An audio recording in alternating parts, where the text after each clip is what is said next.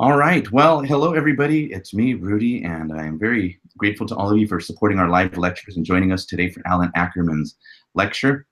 He gave me a little sneak peek of the things, some of the items that he's going to be showing us. So I had mentioned there in the comments that if you're just joining us, to grab a deck of cards, one in maybe your mem deck order, one in size Stebbins. So he's going to show us some items with that, and of course some stuff that you can do, I'm sure, from a regularly shuffled pack of cards.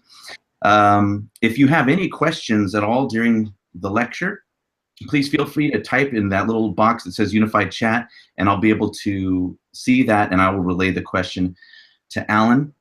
I was hoping to have this lecture co-hosted with my friend Steve Christian. Unfortunately, he had a personal emergency. He wasn't able to do that. So what we have here is a stationary camera similar to what we had with Paul Gordon, as well as some of our other lectures in the past. But I think that what you'll be able to see with his camera being very clear is some fantastic magic. So I'm excited for you guys to see some of the items that he's shown to me.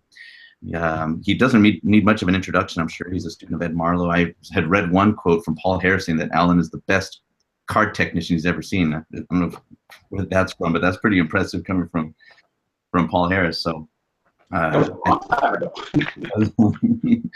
Those guys by now, so yeah, it was a long time ago. Well, in about an hour, we're getting this lecture is scheduled to be 2 hours. In about 1 hour, we'll take a quick 5-minute break so you fellows can go to the restroom or grab a refill on your drink. So that's it. I'm going to hand this on over to Allan. So let me get the camera over to you for your willingness to do this lecture for us. I'm looking forward to what you're going to be showing us. So no further ado, ladies and gentlemen, Allan Ackerman. All right, Allan, it's all yours. Okay, all right, so I'm going to do an effect that was in my 2012 lecture notes, and it's from a shuffle deck, so it needs pretty much no setup at all. And I'm going to go ahead and remove one card from this deck. Don't even look at it. It's going to be what we call the fifth card of a poker hand. I'll just leave it right there in my pocket. So at this point in time, Rudy, I'm going to need you to name any card in the deck. Okay, how about the Three of Hearts? Three of Hearts. Well, that'd be a great trick if that was the Three of Hearts, right? That'd be incredible. Okay. Yeah, so anyway, here's what I'm going to do. I'm going to run through these cards, and I'm going to remove a very good poker hand. It's not going to be the world's greatest poker hand, but it's going to be a good poker hand. All right. So I'm going to do what's called what we call a full house. I'm going to go ahead and use 9s and 10s. Okay. Great. So full house is a pair of 10s and trips, 3 9s. Now, what I'm going to do is I'm going to teach you that. And by the way, what was the card you named again? The Three of Hearts. Three of Hearts. That Three of Hearts is going to have something to do with being this full house. Now, I just ran through these cards and looked at the faces and pulled out this full house. I'm going to teach you how to find a poker hand that will beat this full house just by looking at the backs of the cards. Okay? Now, it's all based on this idea of estimation. I'm going to give you a small number, like 3. Now, you can't count. You can't go 1, 2, 3. That would be considered cheating. If I give you a number like 5, you got to pluck off 5 cards just like that. 1, 2, 3, 4, 5. All right? If I say 7, you try to pluck off 7. So we're going to do a couple of practice cuts. All right? Let's do a small cut. All right? And I'm going to go right about there. And Rudy, what would you guess here? Let me hold them up. How many cards do you think I got there? That looks like 5 cards. 5 cards. You're going to be a little bit light. 1, 2, 3, 4, 5, 6, 7, 8. I had 8 cards. So since we know what 8 cards look like, and now this would be you cutting here, since I don't have a spectator, I'll have to cut for you. And so you try to cut off 8 cards. All right?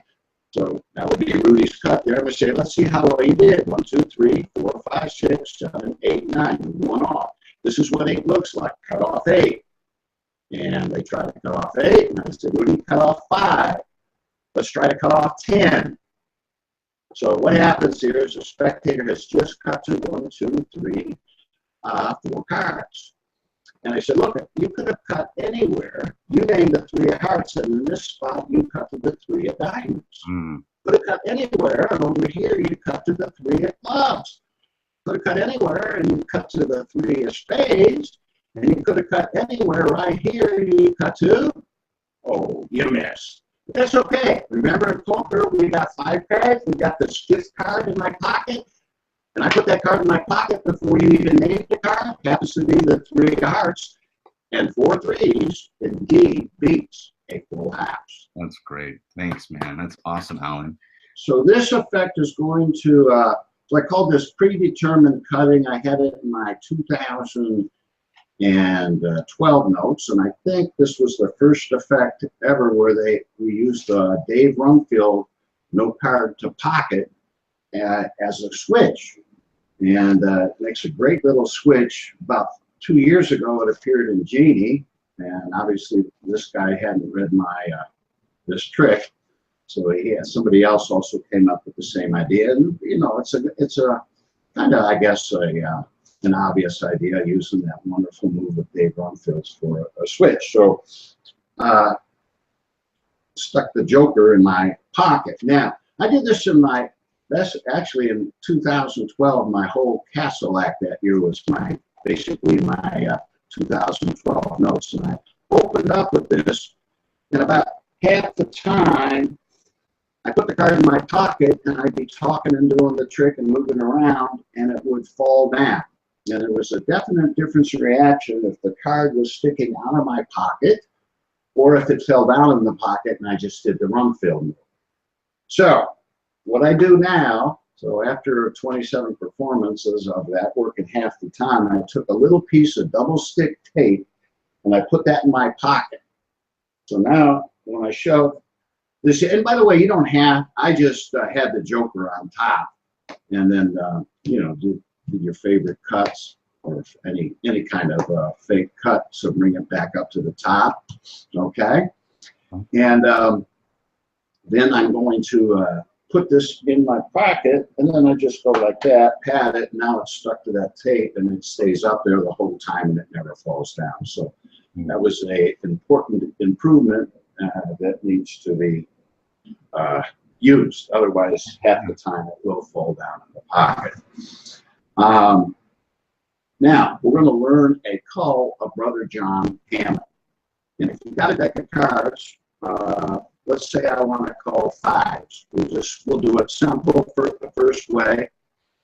What you're going to do is you just say, let me remove half of the cards from the deck here. All right? I'm going to remove about half. And I'm just going to, yeah, that's a good half of the deck. And in that process, what I just did was put the 4 5s on top of the deck. And it is the world's simplest call. Brother John showed me this in '93, said do not show anybody, so I never did until he passed. And in 2000, I showed Josh J, and I said, you know what, this shouldn't be kept secret. And so I think Josh put it in Magic magazine, but it's just a wonderful, wonderful call of Brother John Hammond's, and it's the world's simplest call. So here's what we got. We got a shuffle deck. The 5s are in different spots. If they're together, it's even easier if you got to pair together.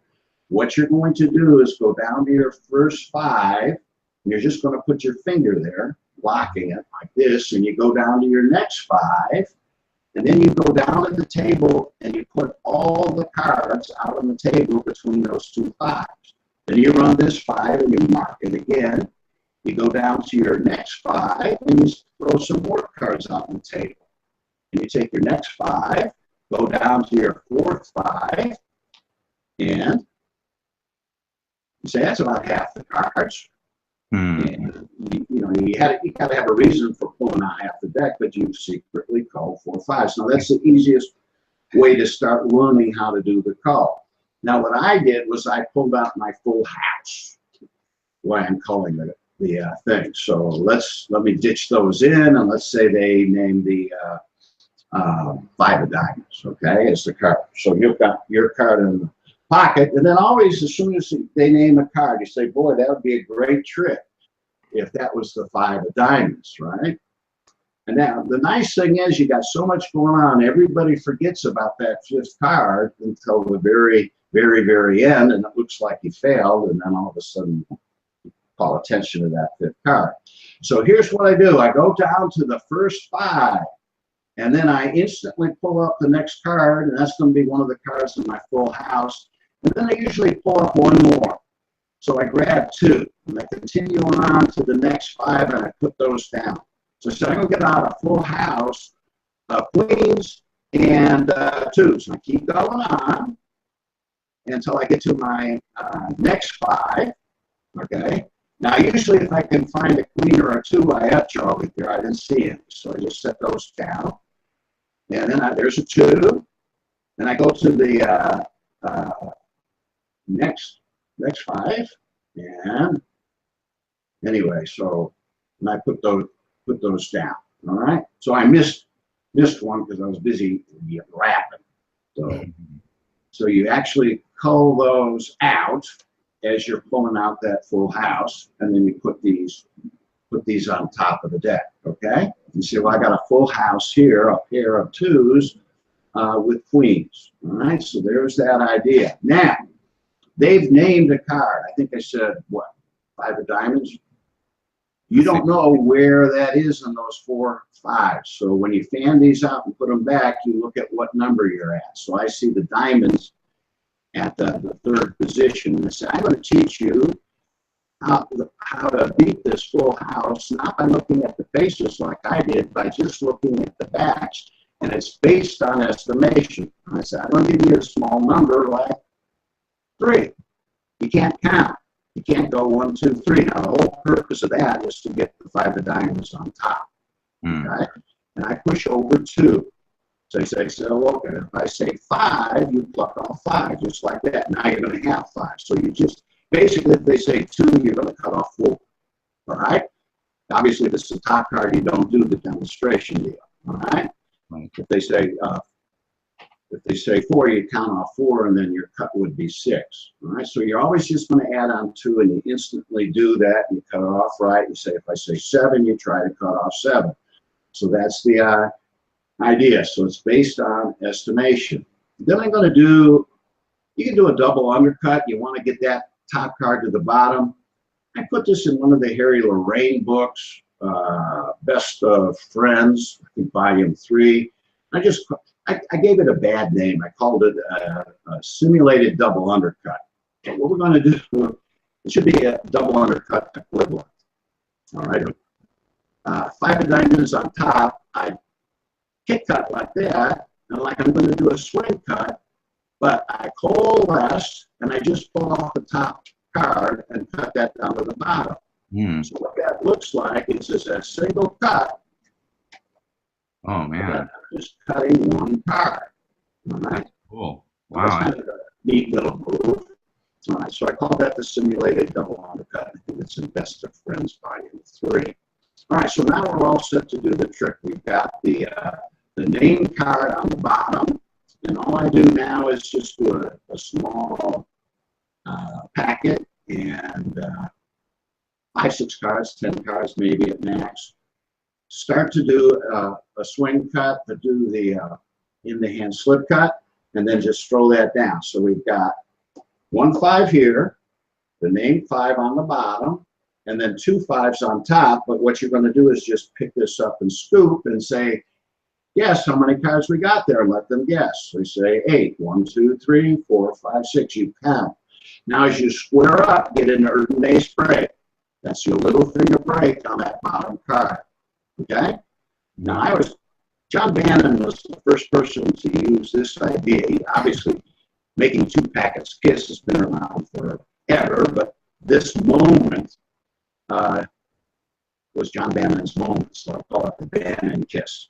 All right? So he cuts off a small packet. You say, well, let's see how well you do. And you just kind of put these on top, drop the one as you square, and you count these and see how well close they were to your number. And they say, try that number again. And they cut it off. And this, of course, you put that back on. That little subtlety was due to Harry Reiser. Well, the Reiser suddenly say, change the number 5, change the number, cut off 10. So this is a pretty rapid cut of four packets to say you could cut anywhere. And by the way, let's talk about the Rumfield move, because I do it a little different. The way Rumfield published it, he kind of did it live, but that flashes. So I use what's called a heel break, a gambler's heel break. You just pull back and get a Greek heel break right there on that 5 of diamonds above the card, but there's nothing to see. All right, so you're all set there, and you say, look at 5 of clubs here, 5 of spades here, 5 of hearts here, and the very card you thought of, 5 of diamonds, and say, oh, you missed. Okay, then all you have to do is come over, shove that card down, and do the Rumfield move, and come up with the 5 of diamonds. All right, so here's all. And by the way, this was in a late 70s set of lecture notes by Paul Diamond called Mr. Humble and Friends. And Dave Rumfield had a move in there called the no palm card deposit. So all you're going to do is you're going to reach in, grab it with your thumb and first finger, and it pivots against that thumb, and you pull it straight out. Now, most people just use this as a gag, you know, like Bill Malone. Oh, I pulled it out of my pocket. I don't even have a pocket. But it's, like I said, it's a wonderful, wonderful switch. It looks perfect. Now, it does. A lot of people, my friend Jerry Ferguson pointed this out to me. If you do it this way, you're going to see it. So when you set up to do the Rumfield move, keep your elbow down, and it's 100% mass all around. Yeah, perfect little switch there. Can you do that one more time from an exposed point of view? I mean, that's really, I've never seen that before. Okay, so we're here. Okay, so I'm going to expose it. So I got my heel break right there. Right. I reach in and I grab that heel, the card at the heel break, and I go straight up, and it comes out perpendicular then. Wow. On the deck. All right, but you're going to keep this closed so it's not going to flash at all. That's brilliant. I've never seen. You got their thought sitting there right in your pocket. So it was called predetermined cutting. Gosh, that is really cool. I've never seen that move there coming out of the pocket. That's a great illusion. Yeah, so you'll see me use it a couple times today. All right. Wow. I like that.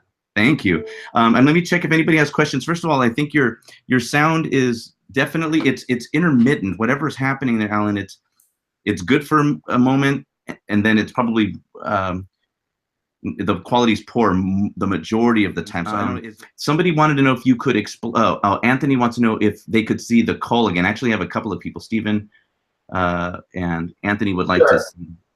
All right, so Rudy, name any card in the deck. Okay, so let's do 7 of diamonds. 7 of diamonds. Okay, so what I'm going to do, when I'm running through, I kind of make sure I got a 7 near the face. And if I don't, just run through till you see a 7 near the face and cut the card. So you have a 7 near really quickly, is that why when you pick up I notice when you pick up the deck, you kind of spread the top few cards of the pack. Is that just to try to spot if maybe one of those numbers? Yeah, I wanted to see if I had a 7 near the top, and I do. Right. Okay. So if you get 7 near the top dozen, you're going to be fine. If not, just run through, so like there's a 7 in the middle, and just cut the cards there. All right, so then I'd have a 7 near the top. Okay, so here we go. I go through till I find my 7, and I mark it. Okay, so I've marked the 7 with my finger, and now I got these fingers free to do the spread, and then I up jog, and I usually up jog 2 cards in my full house, and I go down to the next 7. See the next 7 there? And I put those down, so I'm going to get a full house of aces and 3s.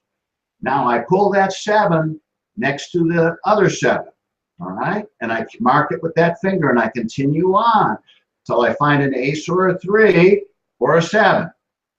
Usually you'll find an ace or a 3 in the group. I didn't that time. So I just set those down and continue on. go down till I find an ace or a 3 or a 7. So I found another 3. Okay. There's my last 7, so I put that down. Now I go for another 3 and an ace, and I set those down. So I got my full house sticking out, and I have my 4 7s right there on top of the deck. So when I pull these out, so say I'm going to get out a real good poker hand, a full house, which is trips and a pair. I got 3s and aces, and I'm all set to do the trick. All right. Yeah, they Anthony says he got it. So yep, and thanks you very much for going through that again. Okay. Now, did the voice sound okay standing up?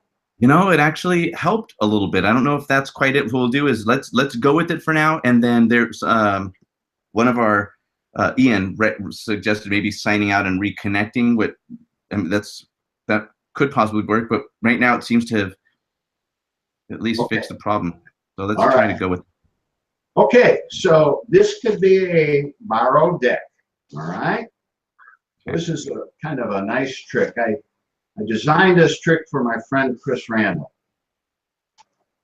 and I appeared in my 2004 notes, and then I actually had a DVD out with A1 multimedia when they were still in business called Prequel and Sequel.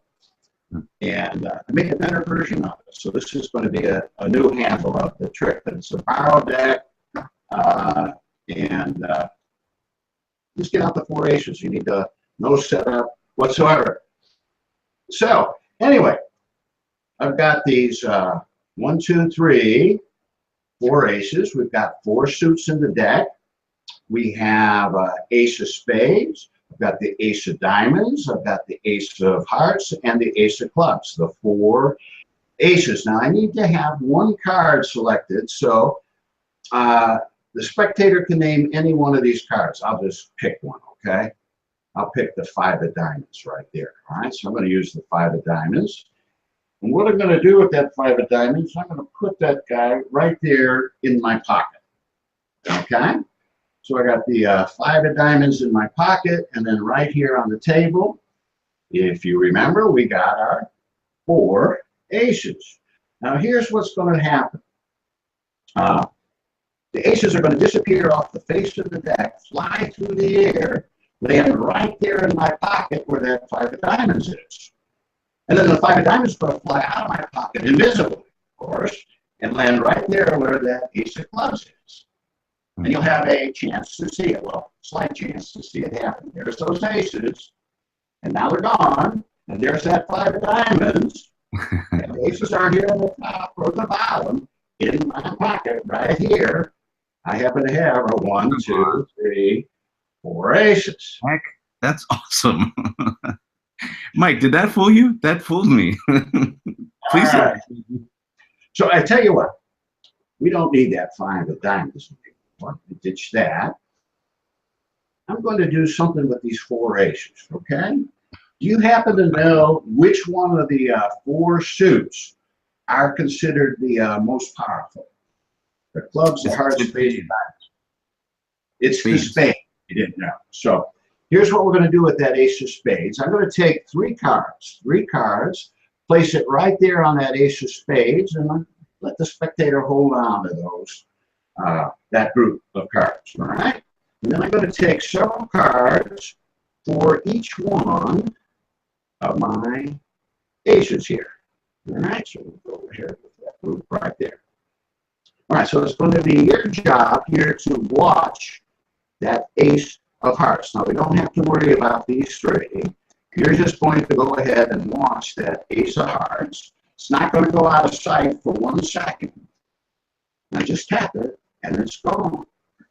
I mean, that spade is not here, it's not there, it's not anywhere.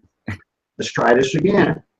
This time with the ace of clubs. Once again, we can forget about those 3. You're just going to watch that ace of clubs. Not going to go out of sight for 1 second. There it is. This guy's like a puff of smoke. It just fades from view. Got 1 more ace here. Ace of diamonds, this one's like a mirage on the desert sand. It just vanishes from sight. And right over here, underneath your hand, there's our 1, 2, 3, 4 aces. I tell you what, I'm going to give you guys one more chance to see what a fantastic group of acrobats these 4 guys are. Here they are, spade, heart, club, and diamonds. This group, I'm going to go ahead and shuffle up. Let's shuffle up the whole deck. Get them all mixed up. And we need a couple of wild cards here, all right? So spectators can name any cards. They say, let's throw 4 spades. You say, okay, wild card number 1, I need another wild card. How about the deuce of spades? Deuces make a great wild card. All right. So I happen to have over here our 1, 2, 3, 4 aces. I'm going to go ahead and cut these guys down into the depths of this pack here. All right. So those are in the deck. Just a snap of my fingers. There's an ace there. Over here in this pocket, there's an ace. Over here on the table, there's ace. And over here in this pocket, ace number 4. And you can hand the deck right back to the spectator. So that's a borrow deck. Great, man. That is really nice. Triple sequel. Now, wow. Little bit of history on it. So, Chris Randall in a 2003 DVD called Sweet had a version of Mac Aces, and I just loved his handling on it. I just thought it was beautiful. He used the Asher twist and made those aces just melt away. And so he came to our Wednesday night Magic Club, and I had a guest with me. And he said, Chris, can you do your ace routine you had on the Sweet DVD? And he said, let me go get set up, and I'll do it for you. And I thought, well, I'm going to fix this. So I went home and I worked out my first version of prequel sequel, which is a seamless get into and get out of Mac Aces. So here we go. And then, now you don't need this little gimmick, but it helps. All right. So you can just have these loaded in your pocket and you're all set. But I use something called a switcheroo. Still got my joker in there from the other trick. All right. Which is, you can get these at any magic shop. They've been in the market for 20 some years. And what it is, it's just got a little string in it. So you pop, oops, on one side here. There we go. So those are in there. And so now when I put the card in here and push down the other aces. Oh gosh, what the heck? Okay. All right. So that's your Mac aces are this, and that's really nice because in Vegas it's really hot. I can do this 110 degrees, and those double faces will not get sweaty in there. So it gets perfect protection of those double faces. So basically, all you need to do is run through and pull out the 4 aces. I'm going to teach you a move called the oops switch, and we'll use this a couple of times today. Really quickly, Alan, I want to do everybody a favor because first of all, what you showed us is it's incredible. That was fun to watch, and I was actually really fooled. I love that feeling. So, but as you explain it, I don't want the explanation to be hindered by what I think it's a perpetual sound issue. And so I would suggest that we take Ian's advice and have you go ahead and hang up and then hit the link that I sent you, and we're going to reset this for you. Say bye to him. Mike, can you unmute your thing really quick? Am I there? Did that fool you? Because that fooled the heck out of me. Well, it did until I went, if those aren't some, I mean, I think he already gave away the deal, right? Right. Well, I mean, he said he's going to put the Mac aces in his pocket. So I think we're on to the method now. But yeah, for the first ace, I'm going, wait a frickin' minute here. Right. You know, and then it was like, if there's not some DFers in that deck, I'm gonna maybe I'll just go jump out the window over there and yeah, it's amazing. And Bob Little used to say, if you got fooled badly, it's either gaffed cards, invisible thread, or magnets.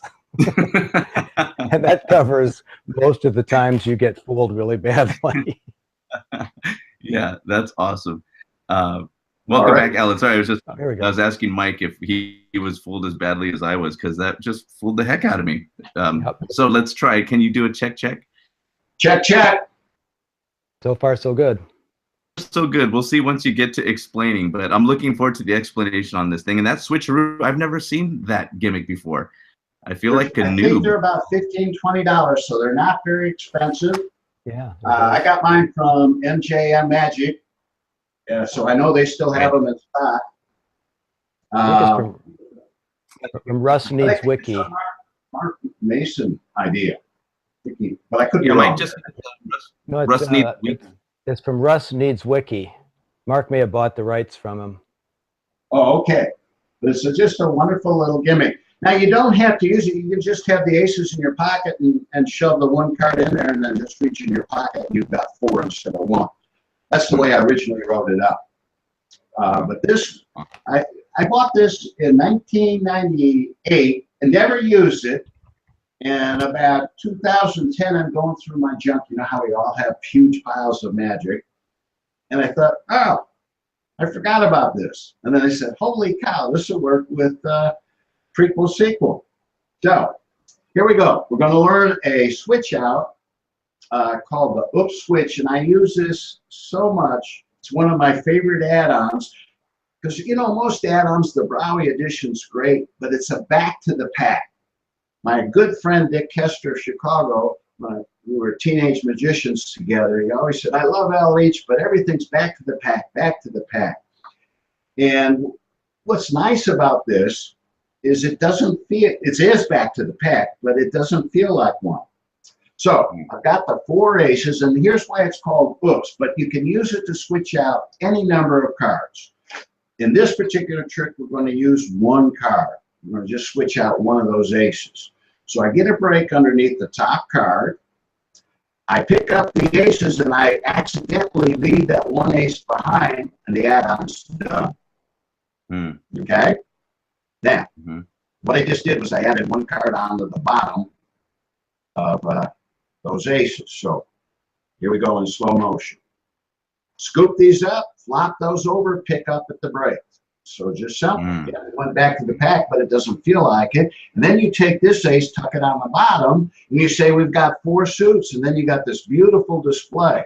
Ace of spades. Now as you're showing this, you push off your single card here. Diamonds, hearts, and clubs. So that feels just exactly like those 4 cards you just showed. Okay? Yep, that was. So what I've got, that's the situation. Okay?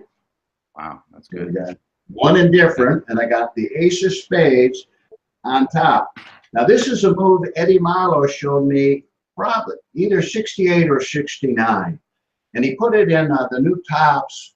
It's called the bottom deal exchange. And it's not hard, guys. So you don't have to be a really good bottom dealer to do this move. But when Eddie did it for me, 68 or 69, I remember saying, Eddie, you just created the first burnable bottom deal. Because it's just a wonderful move. I use this probably more than a double lift now. So there's the ace of spades. You ask the spectator to name any card. 9 of clubs. Now, here's the move in action. Looks like you just turned over the 9 of clubs. But what I just did was turn over the ace of spades.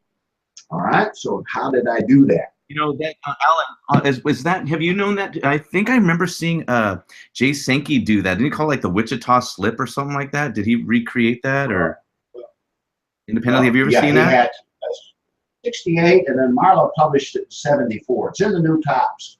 It's called the Bottom Deal Exchange. I don't know I want to say November 74 tops. Don't know the name, but I showed Larry Jennings the move in 71 at the New Orleans convention, and I fooled him with it. I forced a blue card and a red deck with it. So, wow. But anyway, anyways, the Bottom Deal Exchange, 1974 Tops magazines when he had first published it, but he had it in 69. He showed it to me in 69, and I showed it to Larry in 71. Okay, so here's the action. They name a card. you're going to really take that 9 of clubs along with the bottom card. Okay? Along with the bottom card. You're going to turn that over, and then you tuck that underneath as you turn this over. Okay? So there's the action. All right? So they name the card 9 of clubs. Now we'll do it at speed. There's nothing to see. That looks great. Okay.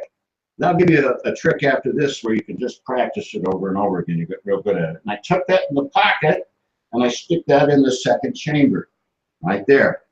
And then this gets flipped over, and I put this on top. So there's the 9 of clubs, the spectator's card, and I put the ace of spades in my pocket. Okay? Jeez. Now, I get a break underneath this top card. I scoop these up. I make a spread of 3, and I tuck this on top of the 3, and I just flop them all over, and I square. So it's a nice sloppy display, and it looks like they saw all 4 aces, but they really only saw 3. And then you talk about these guys are going to fly through the air and land in the pocket where your selected card is, and that 9 of clubs is going to fly out through the air visibly and land where that ace of clubs is. Now you're going to square up, and you're going to get a break of that block of 5 cards underneath. Now, this actually has pretty good angles. You've got over 180 degrees where this move looks good.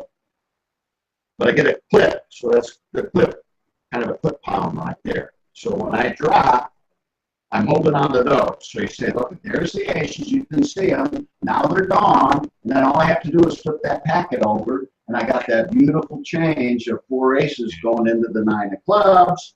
They say it's not on top, and I ditched the top card. That was the one superfluous card, not on the bottom. And then all you have to do is push down and come out with your 4 aces. And there they are. All right, so now there's your Mac aces, and we're all set to go. Now, run off 6, and then reach in, say, I don't need that 9 of clubs, and keep a break.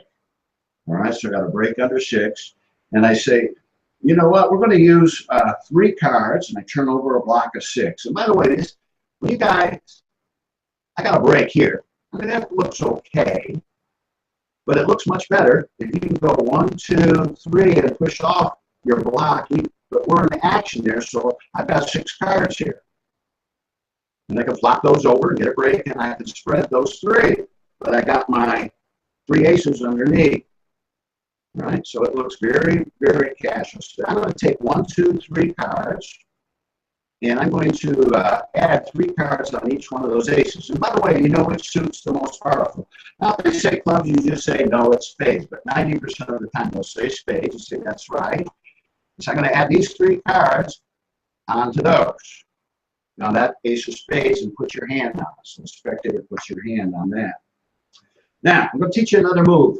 This was a move of Eddie Marlowe's, and he called it the OPEC count. OPEC count. So when you guys are doing an Elmsley, let's say I got a 1 red card I want to hide among those black cards. It's always in position 3. So when we do the Elmsley count, that 3rd card is hidden, right? So that's the Elmsley count. Well, Marlowe created something called OPEC, which stands out of position Elmsley count, OPEC. And it's in position 2. Okay? Now, what the purpose was, Marlowe didn't like guys doing stuff like, doing stuff like that to get it in position. All right?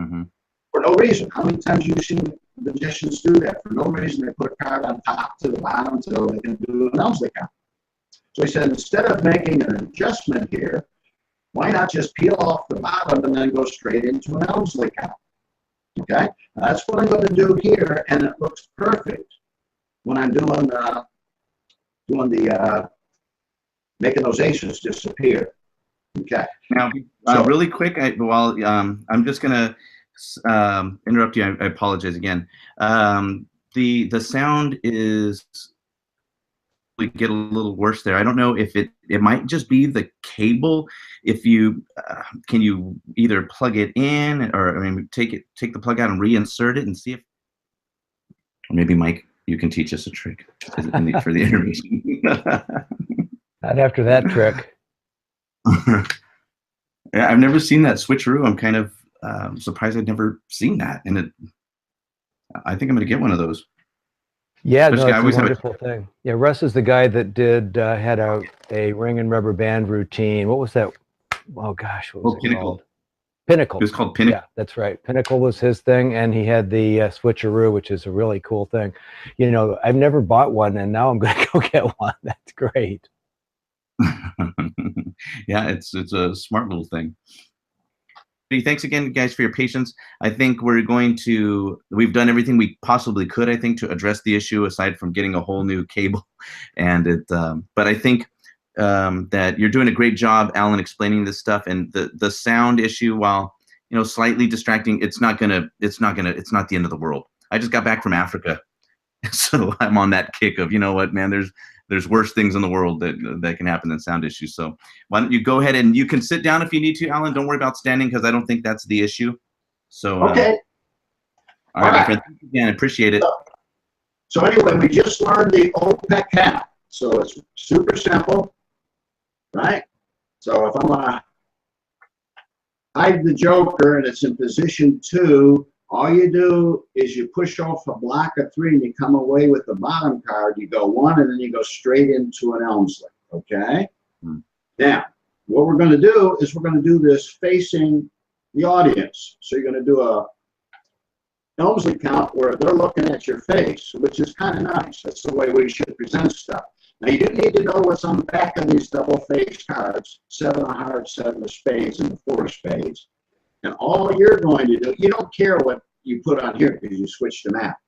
So you're just going to make sure when you pull out some cards, it's not going to be any of the deuce on the backs of those double facers.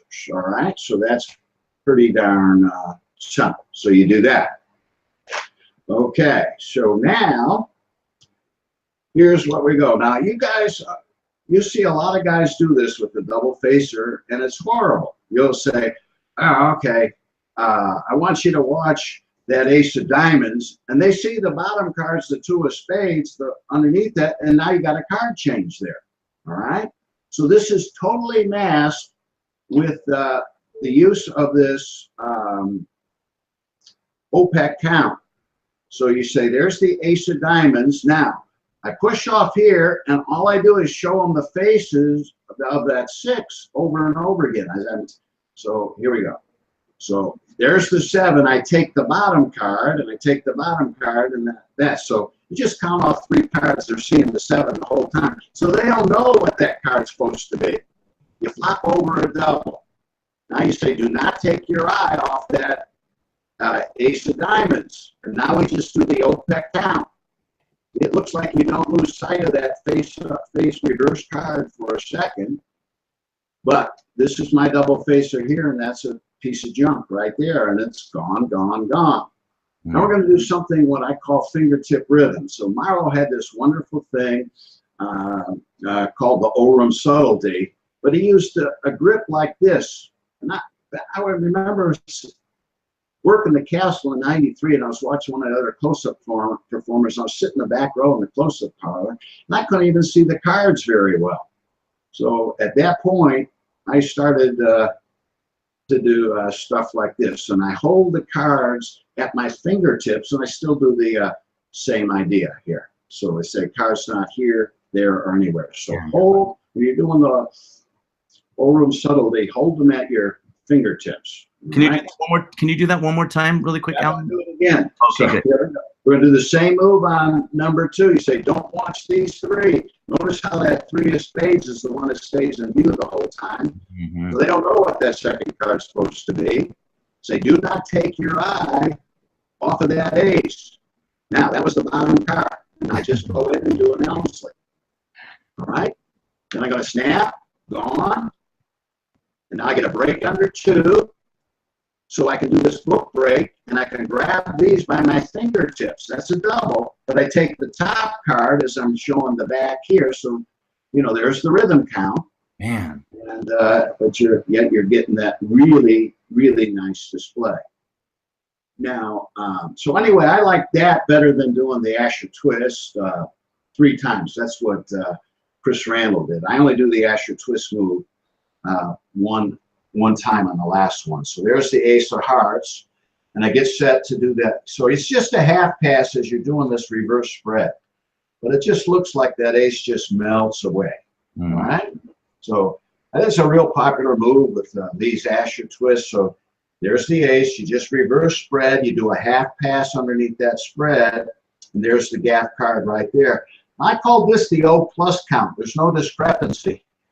But this is 3. I'm going to do a 2-card push off, and I'm going to flash the back there. And then I deal the top card.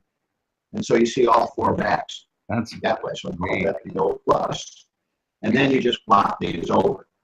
And you got your ace. Now, all you have to do is reverse count these. So the ace needs to be the bottom card of the group.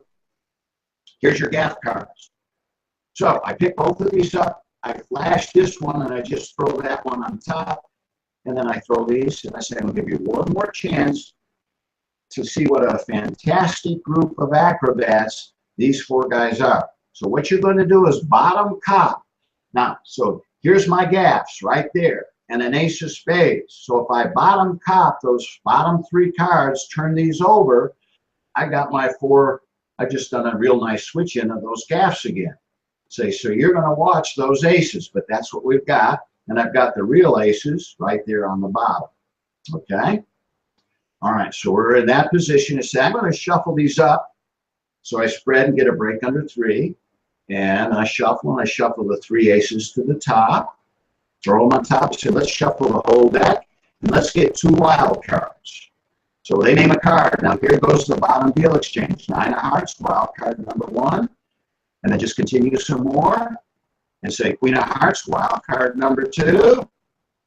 And then we're all set. Just put the deck on top. So it looked like they named 2 in different cards. Those are 2 aces. You have an ace right there on top. The other 2 are there. And the other real ace is there. And these are the gaff ones right there.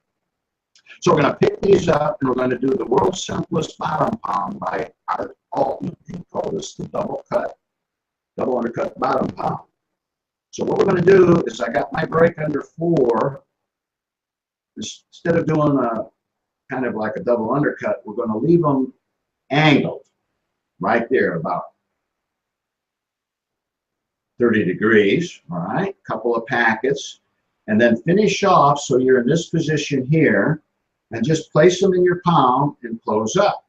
And then Erdnase had this wonderful little grip where you put that finger in as you're holding those. So get in that grip, and you snap your fingers, show that's an ace, transfer this to your hand, go in this pocket, and come out with the real ace and ditch the 3 gaff cards.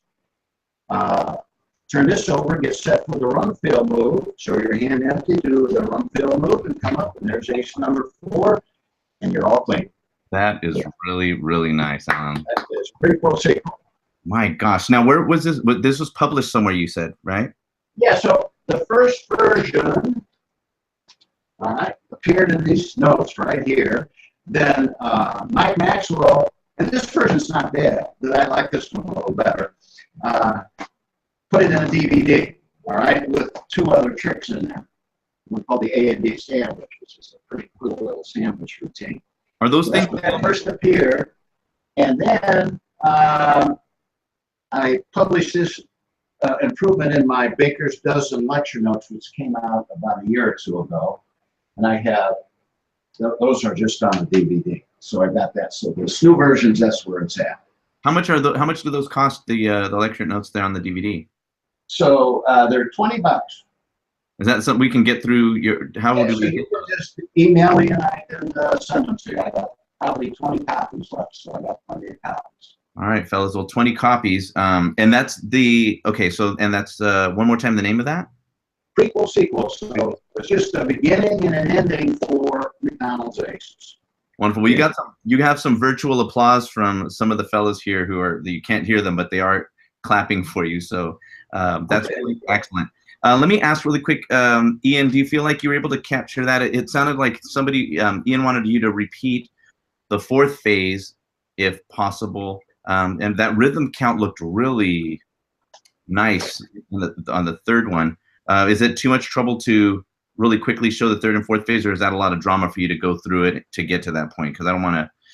No, so we want to do the cleanup, right? That's what you're asking. Let me ask him and make sure that that's correct.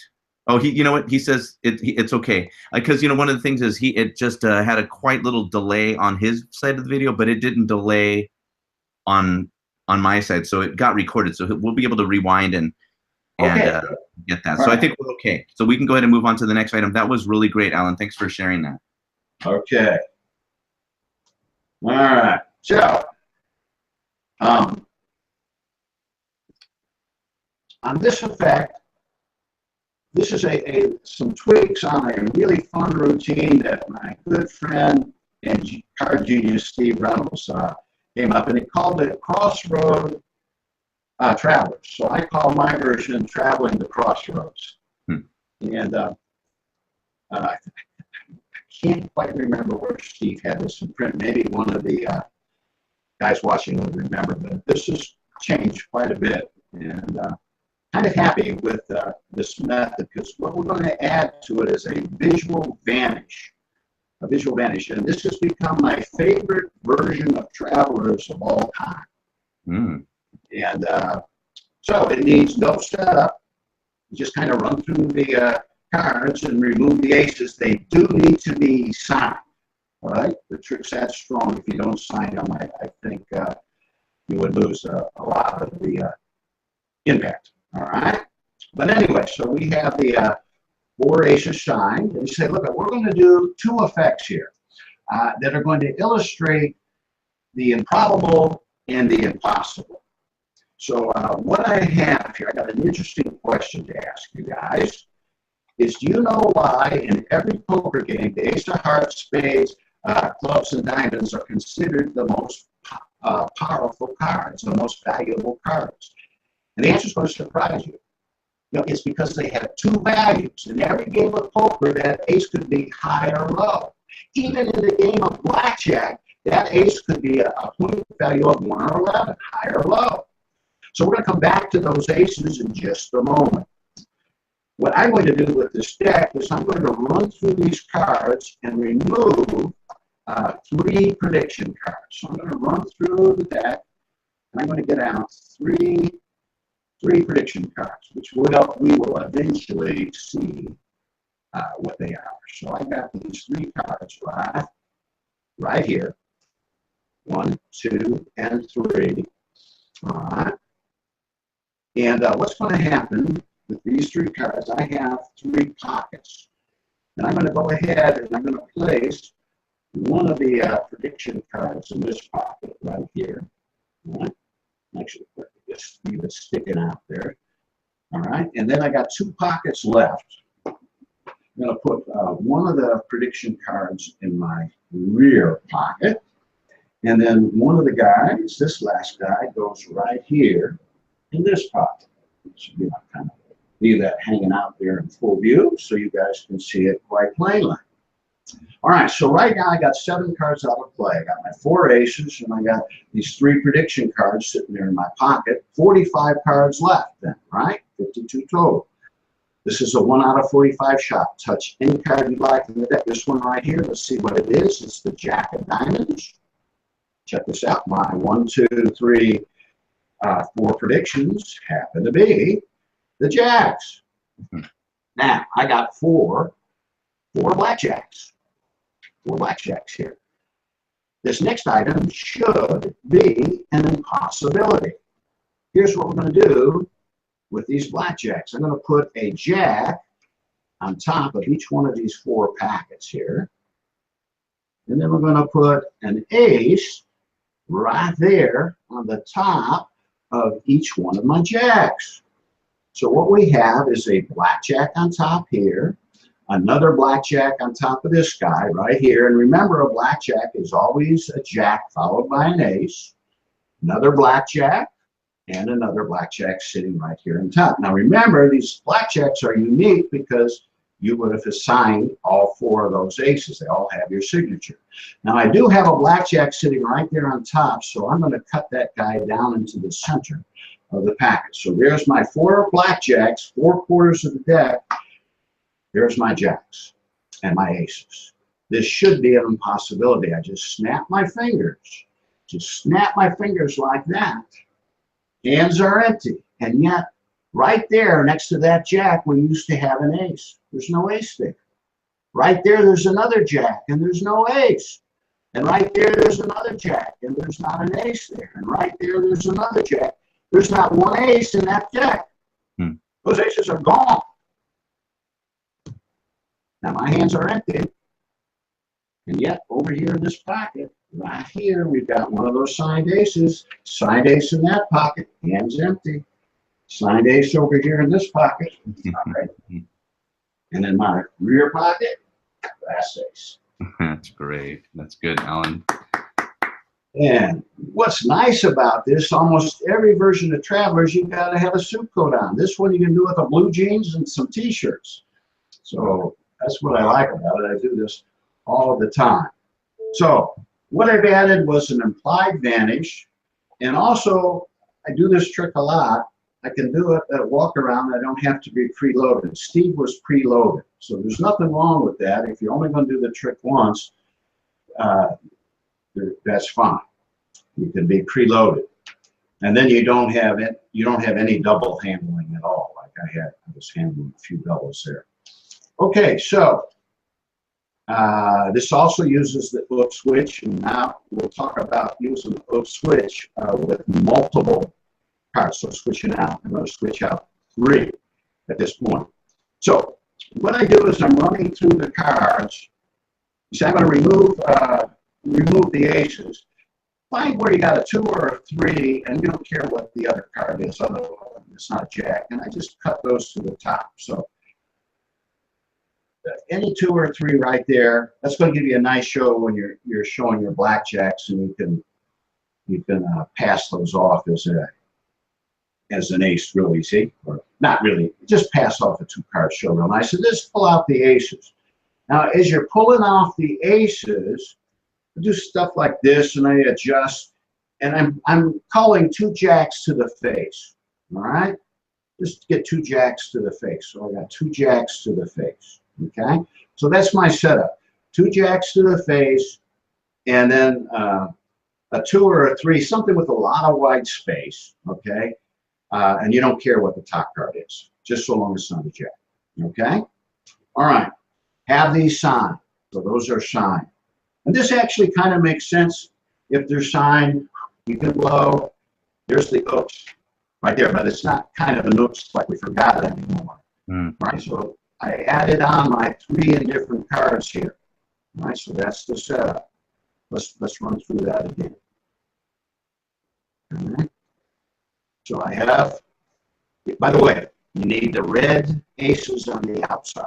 I didn't mention that. Okay. So I got a break under 3. These are the ink on, so this kind of makes sense that you're blow drying air drying those signatures. All right. Now get a break under 2, push over, slide this over a little bit so you got clean edges, and slide that over and spread. So that you guys could be close up. There is no extra thickness anywhere on that. That's just, to an audience, would be 4 cards, and you pause and you say, do you know why in every game of poker those aces are considered the most valuable cards? And they'll say 99.9% of the time because they're high cards. You say, no, it's because they have 2 values, low or high, in any poker game. So now we've just switched out That's good. those 3 aces, and I got 1 ace on top. Then I pause, then I reverse spread again here to say even in the game of blackjack, that ace could be, so this was the top card, could be 1 or 11. Put that on the face, and we'll come back to those in a little bit. So we're just on the 2 packs of cards to demonstrate the difference between the improbable and the impossible, the 2 things magicians do. Okay, what I need to do is cut 1 of those jacks to the top, and I do so by getting a single buckle, and I just do a swing cut, and I take the bottom card, but I leave the actual kind of like a split cut, a bottom split cut. And it's just a rapid 3 cut. All right, so I'm cutting the bottom card up to the top. So in speed, it doesn't look bad at all. Say Wow. I'm going to run through here and remove 3 cards. All right, so what you do is you just run through and you spread till you get to your first jack. Up jog that, spread to your second jack. And then when you get to your first ace, up jog that. All right? Now, all I have to do, I need to get a break under the top 3. And I don't like looking for breaks. I see a lot of guys fighting for breaks. So this is a very nice way to get a break. Just lift up on the top card, and I got a little break under those 3, and strip these out. And count 1, 2, and 3. And then just push forward with your thumb. You're going to hit the break and push all the cards. So that's a 3-card add-on to those 3. So I got 6 cards here now. All right, got my 3 aces. All right, and my 3 jacks. So now take the bottom one, which is an ace, take the top one, and put the last 3 on top. Hold the breaks. I got 3 cards, 1, 2, 3 pockets. And then just come away with a double here. All right, so I got my 4 here. I have a break, so that's easy. Shove this in your pocket. Shove the ace in your pocket and leave the jack sticking out. You don't have to do this, but I think it looks nice. Bizarro told me to keep that card sticking out in my pocket. I used to just shove them in my pocket. Then show one here and do the same move here and come out. Just tuck my shirt here. So you got all these cards and then one in your back pocket. Okay. All right. So you say, look at 3 cards, 4 aces, 7 cards out of play, 45 cards left. Touch anyone. They touch anyone. Bottom deal exchange. That's a jack. He's been sitting here in full view the whole time. And just pull out there. And you're already preloaded. You got your aces all set to go. All right. Now, so you say, hey, I got 4 blackjacks. Square these up so both packets look the same. Just cut off 1, 2, 3, 4. And then set the 5th pile off and say, look, I'm going to take 1 jack for each one of these packets. Do that. So that jack on each one. Then you're going to show an ace here. All right, well, that's the bottom one. So this is kind of like a frustration count there. Then leave this out, jaw. Flash that bottom card again as you square. And then just show this and put this here. So kind of nice little thing. They definitely think they saw more than 1 ace go down on those jacks. And then, since this was one of the cards with a lot of white space, you can do that kind of spread. I got a blackjack on top. Then you do the same thing here, right? And then you come away, and they see there, yeah, there's an ace. This is a move I had in a book I wrote called Here's My Card. I had a convincing control where the actual card was actually upjogged. When you did the convincing control, you didn't have to do a switch. And I called it kind of a reverse tilt. So that's the idea. That was the idea. That's on the bottom right now, but it kind of looks like I got 2 cards on the top. So all I'm doing, I'm showing that jack. Then I put this on the bottom like this, and I push it up with my fingers so those 2 have no space in between them, and I just square it. So I just loaded an ace on the bottom, say another jack there. If you want to do another flash like that, another blackjack there, another blackjack here. Now you just reverse count. And then we're going to do a double deal. That's where you take the bottom card and the top card at the same time. And Milo called this the open double deal. So it's usually a secret action. This one, you do it way out in the open, just like that. You say, now remember, those aces are unique because they're signed by you. All right, get a break under the top card. You say, I got 1 blackjack on top, so let's cut it in the center. And you just cut the top card down the bottom. But you do that little feint there, like from the center, and cut the top, and then just put those right there on top. Wow. So now you got 4 jacks distributed 4 different parts of the deck with no aces, because the 1 ace is right there on top. So all you do is you do a burning side glide here as you come out and out. So now that's that. And then I spread, and then you got this nice vanish of those aces because they just thought they saw 4 blackjacks go in the center of that deck, and there's no ace next to any one of those jacks. So I've actually fooled magicians with that little bit. Mm-hmm. It's just kind of fun. And now we're going to have the and then they see there's not an ace in the deck. Now we square up, and I got my ace on top for the run field. No, show your hand. And by the way, if you're doing cards to pocket. If you're not doing this, my hand is empty. You don't have an effect. That is the most important part about cards to pocket. Make sure you show that hand empty. Now, I can't always do that, but most of the time you can. I like that move. And then you can run field, move again, and then you're all things. So that is called traveling the crossroads. Man, that's so good. That show of the jack and the aces is so freaking deceptive. I really felt like I saw those aces next to the jacks. That's really fooled the hell out of me. Okay. Wow. Any questions from you fellas there? Again, I think the sound issue's still there, but we can make out what you're saying. So it's really good. Axel says it's really just genius. So thanks for sharing that. That's excellent. Okay. And then did you say that's written up somewhere too, Allan? No. So I said I was going to do a few unpublished items. So that thing has not been written up yet. Wow, that's wonderful. Wow, that's great. Well, thank you. We are getting comments here that they love the routine. So we're good. Fantastic. Thanks, Allan. Okay. So this next trick's a Pharaoh trick. So I'm going to get out my Richard Turner cards here. Okay. All right. Great. This is probably an 80-year-old trick. But actually, let me do a trick of Raphael's first. Raphael Benatar's, because well, that's great because he's going to be doing a lecture for us in December. He's our next lecturer. Okay. So I'm a fan of his. Okay. Also, you guys, I had to force the jack of spades there with the rumfill move, or one of the jacks with the rumfill move. A lot of people are afraid of bottom deals. So there is a move in gaming called the blackjack roll. And what it was, in the old days, when you played blackjack, you always put your discards on the bottom, okay? And then when the dealer would look at his whole card, he would reverse the deck there. That's the blackjack roll. I just did it. So it's basically a secret turnover of the deck. Now, magicians can use this move, and they should use it. How many times have you seen guys, once again, like the OPEC count, move a card for no reason? All right. So this was a move of Larry Jennings. He had it in a 1968, 67 issue of Genius called Pre-Configuration.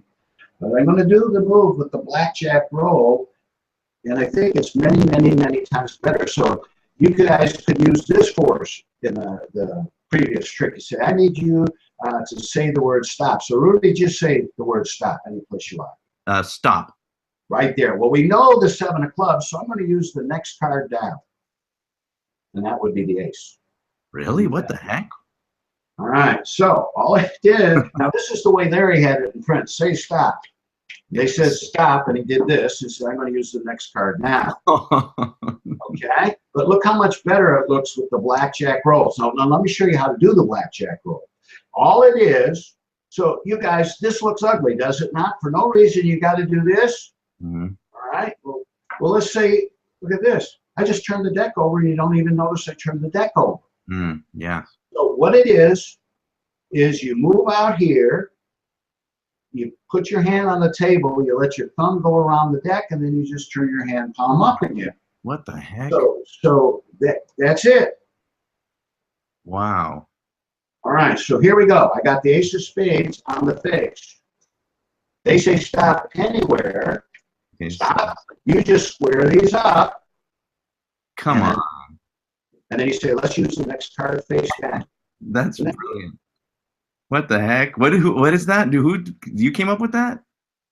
Well, I as far as I know, I learned that blackjack roll when I was about 14 or 15 years old. Okay. Mm-hmm. And I have been thinking, actually, it was in the 90s. I listened to a David Roth lecture, coin lecture, just an awesome lecture. And he made one of the most profound statements I've ever heard. He said the difference between a coin move that fools and one that doesn't is lack of adjustments. And I thought, I'm going to start applying that to a card, all these card tricks, because difference between a card trick that fools and one that doesn't is a move that fools is lack of adjustment. So I said, you know what, that blackjack roll, yeah, let's just do this. Look how cool this is. This is Eddie Marlowe's bluff aces. Okay? Eddie Marlowe's bluff aces. Now I'm going to apply the blackjack roll to it. So in Eddie Marlowe's bluff aces, you're actually in this situation, okay? But they think the other aces are out here on the table. I'm getting off on tangents here, but I think this is an important move that magicians should start using. Say, look, I'm going to make each of those aces disappear. Right, so I'm in this position. I'm going to make each one of those aces disappear from respective packets, land in mine. Watch the first ace. Now I have not one, but two of those aces. Watch ace number 2, just a tap.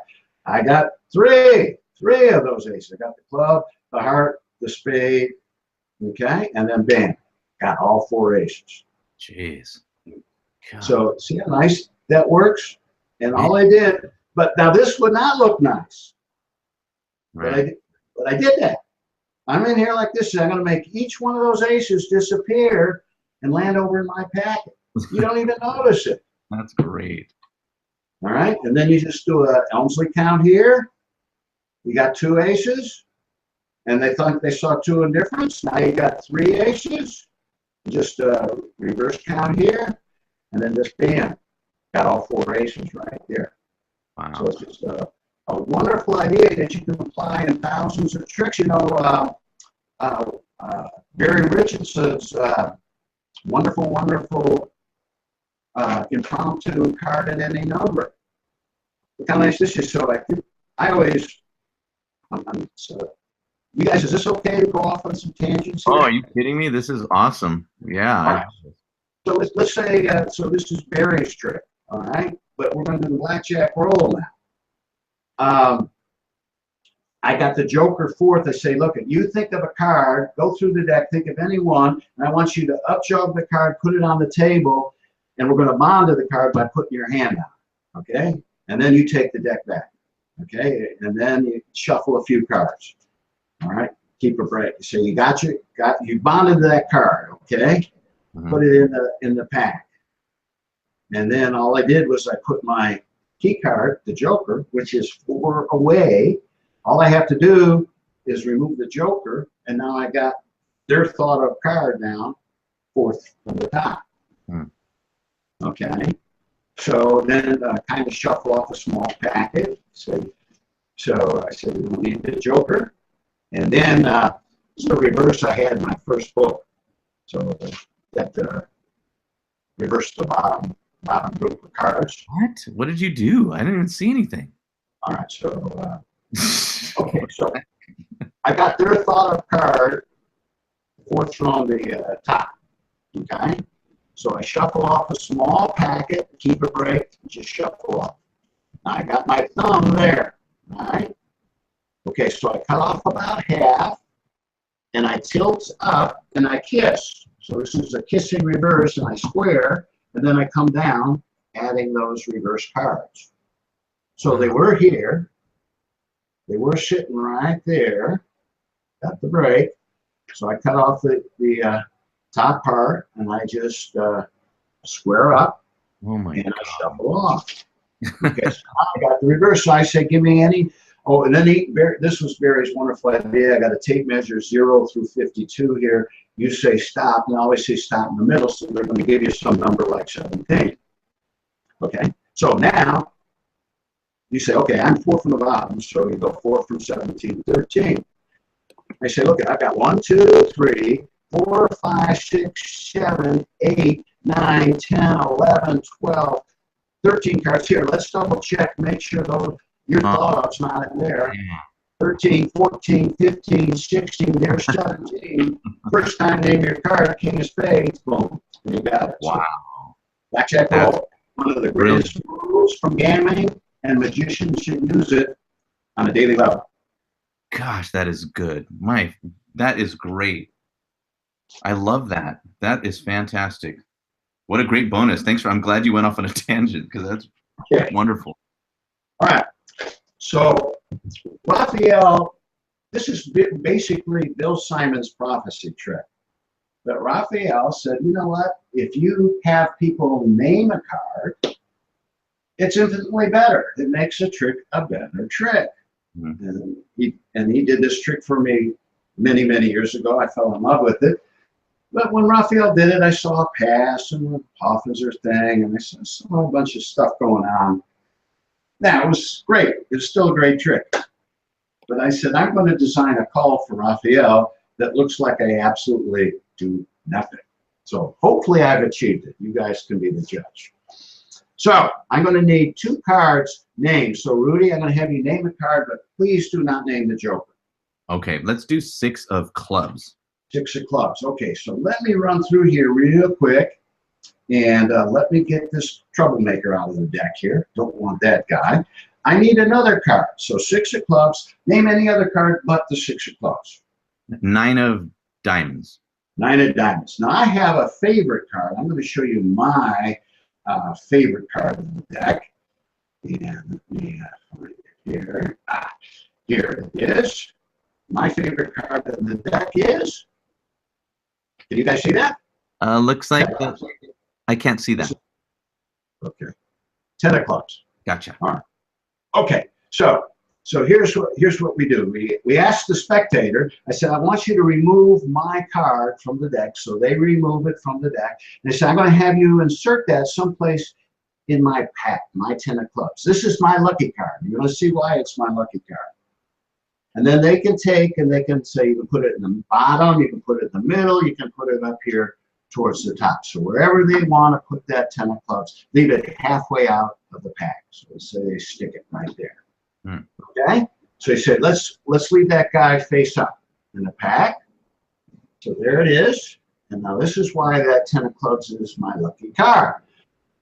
Rudy, your first card you named was the 6 of clubs, and the second card you named was the 9 of diamonds, and my lucky card finds them every time. Very, very interesting use of that.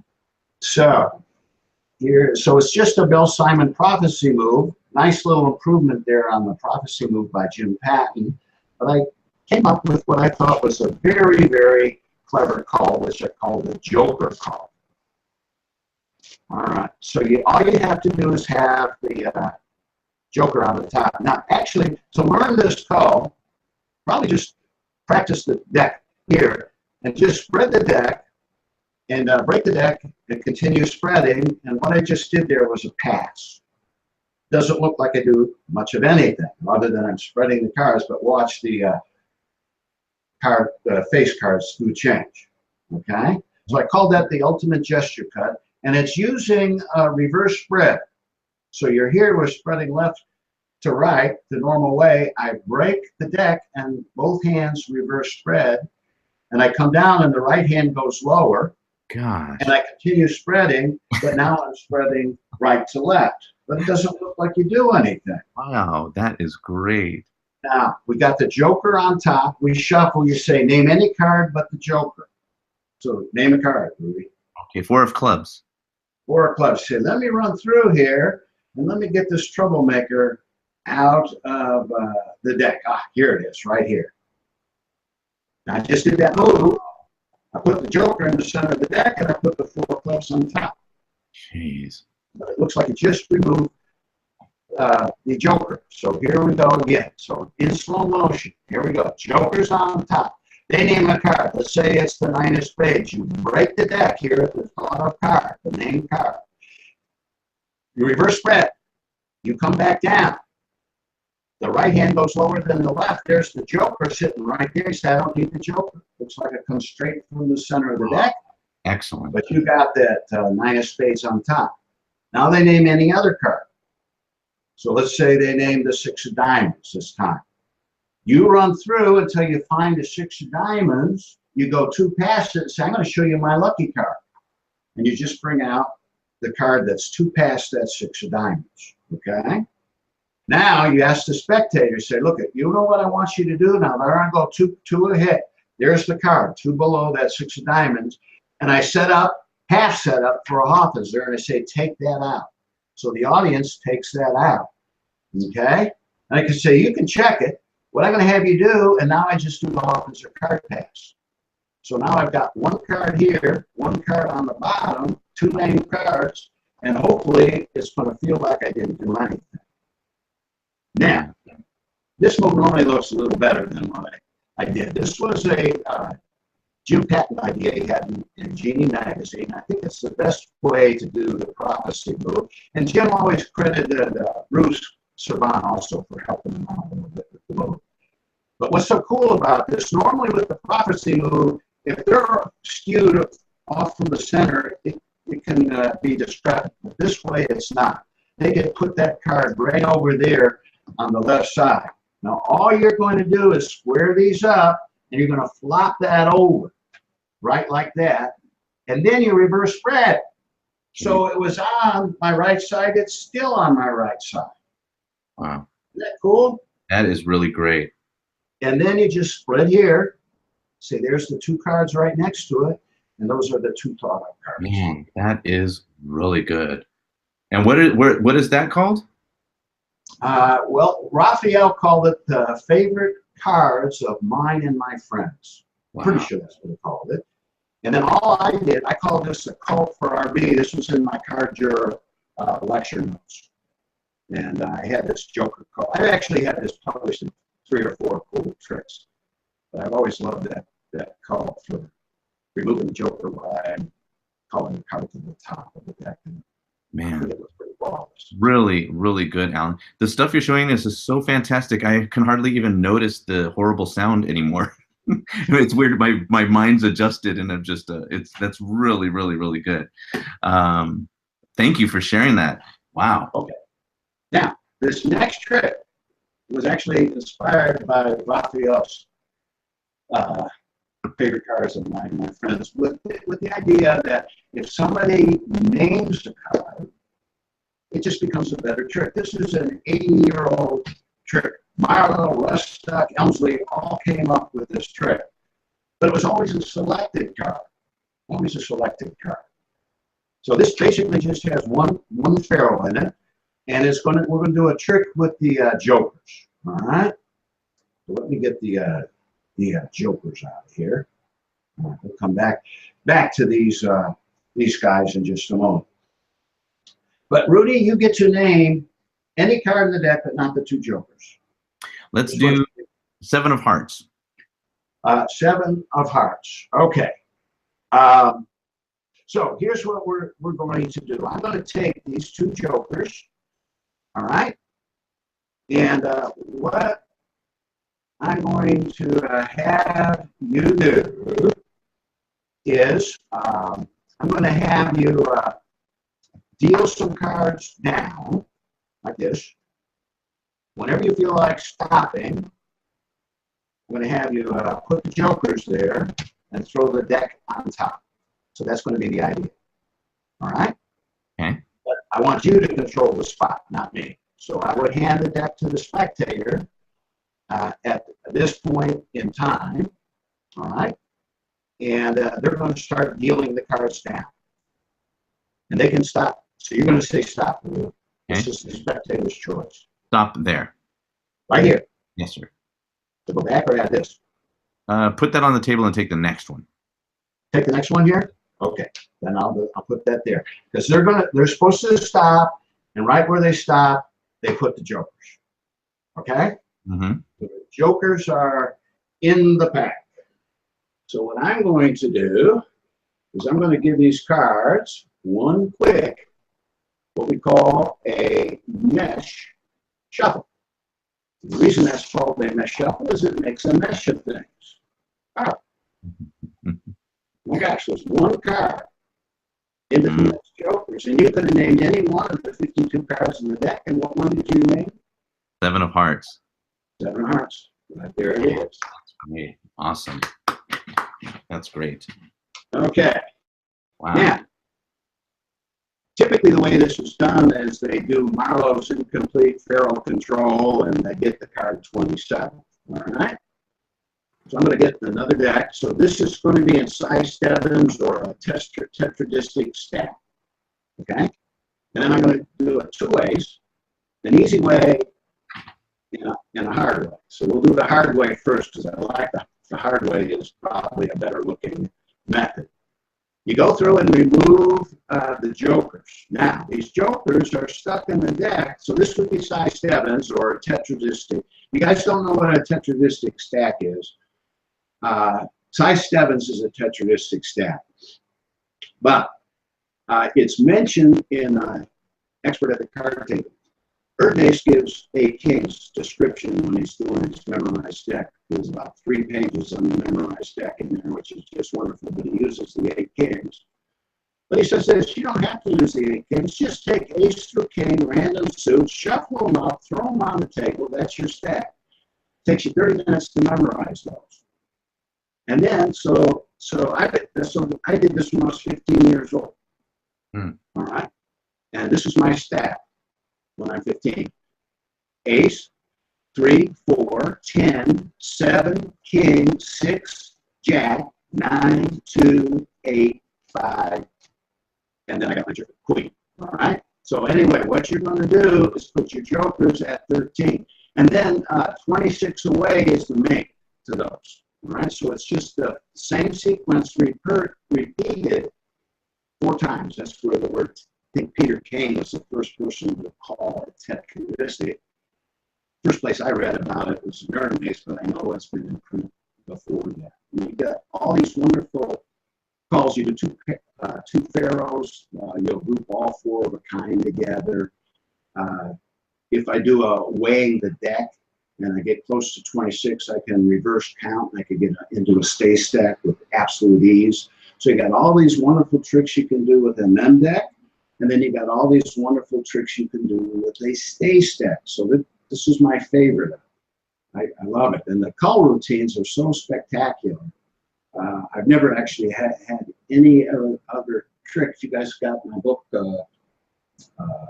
Las Vegas Card, and I got a trick in there called Ackerman's Opener. And the ending, I wind up calling every 4 of a kind in the 4 decks, in the whole deck.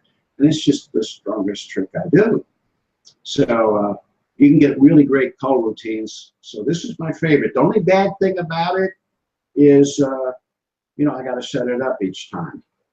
The Darwin, the size 7s, you got Darwin's wonderful get into from a new deck order that we could do. But anyway, so here we go. This is the hard way, and then I'm going to give you a real easy one. You're going to have the joker at 39 and a joker at 13 in your stack, okay? All right. So all you have to do is up jump those jokers. When I get to 26, that's my 26 card right there. I put my finger there, so I don't have a break, but I can't push these together. All right. Then I square up, keep a break, and I push those forward, and I got the 2 jokers sticking up, and I can get a break at 26. All right. So what this does, and by the way, I've had 5 or 6 tricks created with this, what I call the joker call. So first one, I think was called the Joker Sandwich. I came up with it in the mid-90s, and I think Simon Aronson asked me for a trick for Genie. I think he put it in Genie about 20 years ago. The most, you can name any card in the deck. I'm on a situation right now. The most I have to count is 7. Okay, so let me show you what's going on. So Rudy, in this particular trick, since we're 26 apart, if you name 7 of hearts, I'm going to use 7 of diamonds. If you name 6 of clubs, I'm going to use 6 of spades. Okay, so name a card. Okay, let's do 2 of clubs. 2 of clubs. Okay, I go 2 of spades. That's 10. Okay, that's 3 cards away from this card.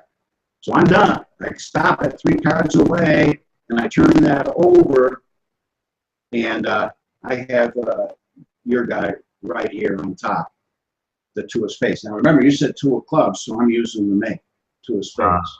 Okay. So it looks like you do nothing other than remove the jokers, and now we're all set. Now, when I first did this trick, because you do this demo, all right?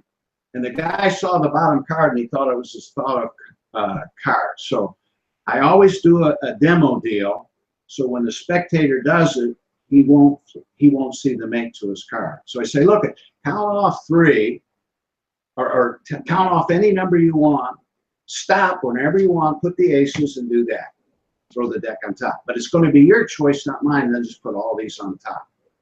Okay? So now he can deal down any number he wants. All right. So remember, their named card is 27th down. Okay? So they go down. They stop any place they want. Now they have to stop in the top half. But I've done this so many times. I've never had. They get bored. They're not going to keep dealing all the way to the bottom. And if they start going too pricey, sometime today, pretty quick. And so get them to stop someplace in the top half. Doesn't matter where they stop. Put the deck on top. All you have to do is 1 out faro, and you're all set. But it's super easy. Because here's why. When I turn these over, I peek at the top card, and that's the Jack of Spades. So I know my magic cut. Well, actually, I got a 54-card deck because I got the 2 jokers in there. It's going to be Jack of Clubs. So I don't have to worry about anything. I just cut to the Jack of Clubs. That's going to be my cards for my out faro. I do my faro, and I spread, and it's just going to work. There is their thought of card right there. That's ridiculous. Okay. Now, that's the hard way. But like I said, I like that because it doesn't look like you do anything. It doesn't look like you cut the cards or anything when you're calling those cards. And the most you have to count, if you think about it, I got 13, 13, and 13. So I'm either 7 on each side.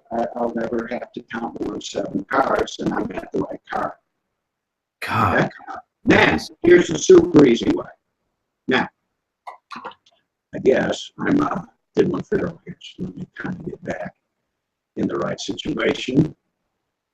So we can.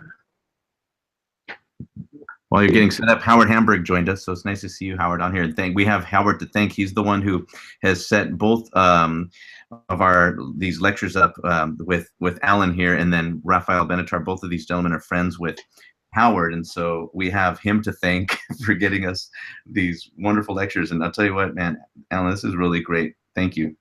Okay. Amazing stuff. So here's my tetradistic, but this could be size 7s. Okay, so King 6, Jack 9. Okay, then we have 2, 9, 2, 8, 5, Queen, Ace 3, 4, 10, 7, King 6, Jack of Spades here.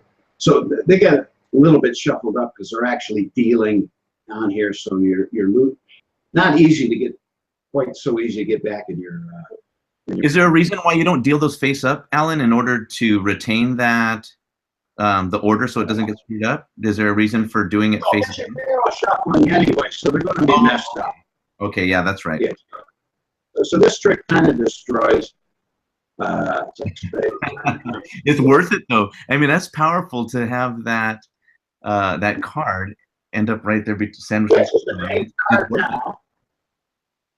And you're all set. So we're almost set here. So I got 9. There's 2 of clubs here. Okay. Somehow my 2 of clubs disappeared on me. Oh, there it is. That's the one we use. 8, 5, Queen, Ace 3, 4, 10, 6. Now this is extremely simple. If you can do a faro shuffle, you can do this thing right away. All right, so here we go. You got your size 7s right there. Just have your jokers near the top. Okay, so they name a card. So go for it. 9 of hearts. 9 of hearts. So I go 9 of diamonds. All right, I find the 9 of diamonds. So let me get rid of the jokers right here. Don't need those. I'm done. Dang it! I'm all set to go. All right. So you said 9 of hearts. I put the 9 of diamonds on top, and 9 of hearts, and we're all set to go. So once again, the sequence is you do your demo. I do 3. Say put the 8 jokers in the deck. Throw the deck on top. Say, but I want it to be your positioning, not mine. Start dealing, so they deal. And the whole purpose of that reverse, like I said, the first time I did this, the guy squared up like this, and he saw that bottom card. Well, now it won't be the mate. So that was the purpose of that demo. Now, all you have to do is peek at the top card. I see a 4 of spades, so the card I have to cut to is the 4 of clubs. And there's my out pharaoh. And you just give them a pharaoh, and boom, there's your name card automatically right in between those jokers. That is good. Now, what is that called? People asking if that's published I somewhere. call that the any sandwich. Wow. The any sandwich, okay? And where is that published at? It's not. So that's another one. Man, we are today is our lucky day. I feel bad for some of the fellows who hung up because they couldn't deal with the sound issues. That's Can I have a quick question? yeah. Yes. Mike has a question for you. The jokers always end up in the bottom half. Is that right, Al? So, Yes, so that you do it. they have to stop before 27. So otherwise, you could. Look at If that. they didn't, you So, could just do an in pharaoh. Oh yeah, you could do that if you wanted to do that. But yes. What was your question, Mike? What did you ask him? What were you Does asking? If you don't want to give them the restriction or that, you could just reverse it from an out pharaoh to an in pharaoh. So if they deal down, Really far. okay? Yeah. Yeah. So If the jokers end up in the top half of the deck, you got to do an in pharaoh. If they're in the bottom half, you do an out pharaoh. That's what. Right. But they're going to always be in the bottom half the way Al's got this set up, so it's no problem. What is the? I don't know if I understand. What was the concern, Mike? I don't think I get it. What was the concern? Well, it depends on where the jokers are in the deck, whether you do an in or an out pharaoh when you have an even number of cards. I have done this trick a couple hundred times. They will never. They're going to get bored. Yeah, I know. That's what I said. They're always going to be in the bottom half of the deck. You don't have to worry about it. So they're going to get bored. Right. They're going to get bored. Man. Here's kind of, now this is a 1971 version of the same trick, but this one's from a shuffle deck. All right. And I kind of like this. So what we're going to do here is I'm going to run through these cards, and I'm going to get out the aces from the deck. All right. Right here. Okay. Okay. And we're going to cut the deck into a couple of piles. Here. And I'm going to have everybody, so you hand 3 piles to the spectators. I want everybody to shuffle your packet here. Okay? You know what? Just to make sure I do this right, I was not paying attention. I want to make sure. Yeah, okay. All right. So, we're going to grab out 3 cards that are going to be easy to remember. So why don't I grab out a 3 from this packet? But they actually just shuffle up and remember their top card, okay? And I'm going to go grab a 4 so you guys can remember what these cards are. And let's grab a 5, okay? So we got to run. 3 of clubs, 4 of spades, 5 of clubs. But what it was, they just shuffled their packets, and you say, everybody shuffle and everybody peek at the top card. So that's the selection process. Gotcha. You just remove the aces and you go through this little selection process, chopping up 4 packets, and everybody shuffles. And you take the packet back from the spectator. You say, look, I'm going to shuffle your card down into the depths of this packet. Okay, so we're going to mix it up. And spectator number 2, we're going to shuffle up your card into that packet. And spectator number 3, we're going to shuffle your guy into that packet.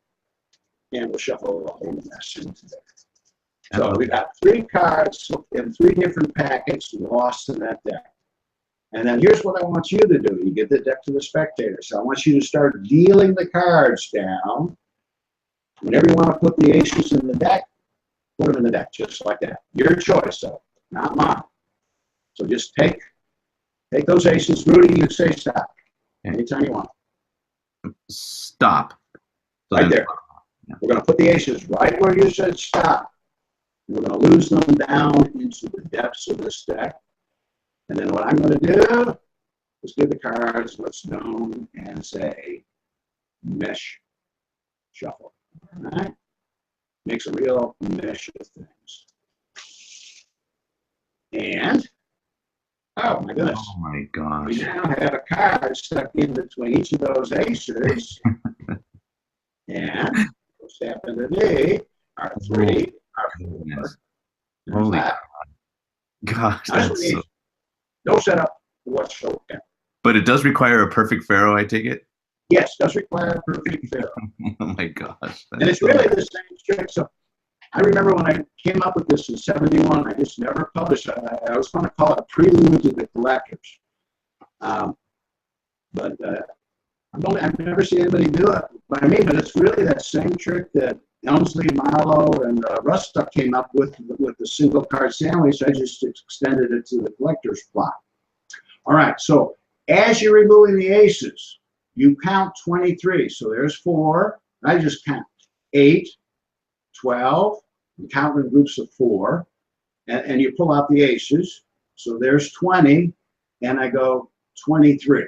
All right, but I'm just doing this in my hand here, and I stop when I get to 23. Okay, as I'm removing the aces. So you're just counting 23 cards as you're removing the aces. Keep a break. By the way, you don't have the jokers yet. All right. Okay. You got the jokers in, you have to work the mathematics a little bit. And cut off 23, you don't care, you don't care, you don't care. And then you just shuffle off. Say, I want everybody shuffle your packets, and I want you to peek at your top card. All right? But once again, let's do something real easy. And let's get a 4 and maybe a 3. We got a 3 here. And let's see if we got a 5. All right? We got a 5. But it doesn't matter what these are. All right, so I'm going to leave them face up this time so you can see what's going on. I'll switch it to 3, 4, 5. Okay? So when you pick these up, I slip shuffle, so it's going second. And then I slip shuffle again, so it goes right here on top. And then I take this and I shuffle the 2 together and keep a break. Throw this on top, I pick up at the break and shuffle, and I shuffle on top, and then I shuffle these on top. So we have just placed all 3 of those cards in the right spot. Oh my so gosh. When they deal down like this, you're making them rise up the same number of cards that they're dealing down, and so those aces will then automatically interlace in between, trap those 3 cards. So you oops, I'm 1 off in my that time, but it's just going to work automatically. All right. So we shuffle, Ridiculous. and you'll see those 3 face. What I just did there. I did something wrong. It's good to know even Allan Ackerman can mess up a pharaoh. That's great. My corrections were right. I obviously didn't have my 23. So, is there any way to catch a key at the 26 so you know where to cut, or you just got to? on this one, since it's a shuffle deck, you don't. You don't. Yeah. Even when you, yeah, I guess I see. Let's try this again. 4, 6, 8, 12, 16, 20. That's what I had happen. 23. I had 4 less than 23. I had 19. All right. So there's that. There's 20. So you got your break on 23 as you pull the aces, and these go out. Bam, bam. I'll just leave these face up. Okay. So then it's a slip shuffle and another slip shuffle. Okay. And then this is a single and shuffle off, keeping a break. Throw this on top, single, shuffle off, no break, and shuffle off, no break. So there is your positions in the right spot. So they deal down, they stop anywhere they want. Put those in there, and then you do 1 out pharaoh, and this one, yeah, you got to gauge it right. And so it's not as, in that sense, it's not as easy as the other one because you got your key cards with that size stats, but there they all are together. Gosh, That is so good. And that one, where was this? You said this was before. Well, this was before I This was was born. 1971. I just never published it. I called it Prelude to the Collectors. Man, this I've is never awesome. seen anybody do it. Man, well, that perfect shuffle scares most of us. Everybody does the other sandwich trick with the selected card, but I just never saw that before. Wow. Now this is my favorite trick with this Joker call. And I did this for you, Rudy, the other day when we were online. Awesome. Oh, I love this. And this one was called the A&D Sandwich. This is also on that prequel sequel DVD. So that's where this appeared. But I carry this with me everywhere, and it's just kind of my one of my to-go tricks that I'm always ready to go. So I said, we're going to do a trick. Every deck of cards has got 2 red 5s. We've got a 5 of hearts, right? And then I've got one other red 5 in the deck, and that is the 5 of diamonds. So we're going to do something really cool with these 2 red 5s. Now, Rudy, you get to name any card in the deck, but not those red 5s. Anyone, go for it. Okay, let's go for the 6 of spades. 6 of spades. All right. So anyway, I've got these 2 red 5s. I'm going to make one card disappear from this deck. All right. And make an appearance right there between these 2 red 5s. Now, those are just 2 red 5s, right? Yes, sir. Just a snap of the fingers. Hey, there's the Joker. Well, you've all heard the phrase, Jokers are wild, correct? Yes, sir. Watch. We'll do something amazing with that Joker. Just a little rub, just like that. Right there. There's your 6 of spades. Man, that is so good. Gee. So, anyway, so that's that same call where I got to count at most 7 cards, and I can get to any card in the deck. All right, so here we go. So this is my Tetramistic stack. This would work perfect with the size 7s. If you could, as long as somebody names a card and you can calculate its position pretty quick, you can do this trick. All right, so I'm going to get back in my mem deck order. Okay, this does have one gap card, and that is, and this, if you buy the double face set, you do get a Joker with the 5 of hearts, but you can make your own. This needs to be the third, well, in my case, I use the 12. As long as you're putting your divider cards, 12, 13, or 14, it's going to be close enough, so you're going to be okay.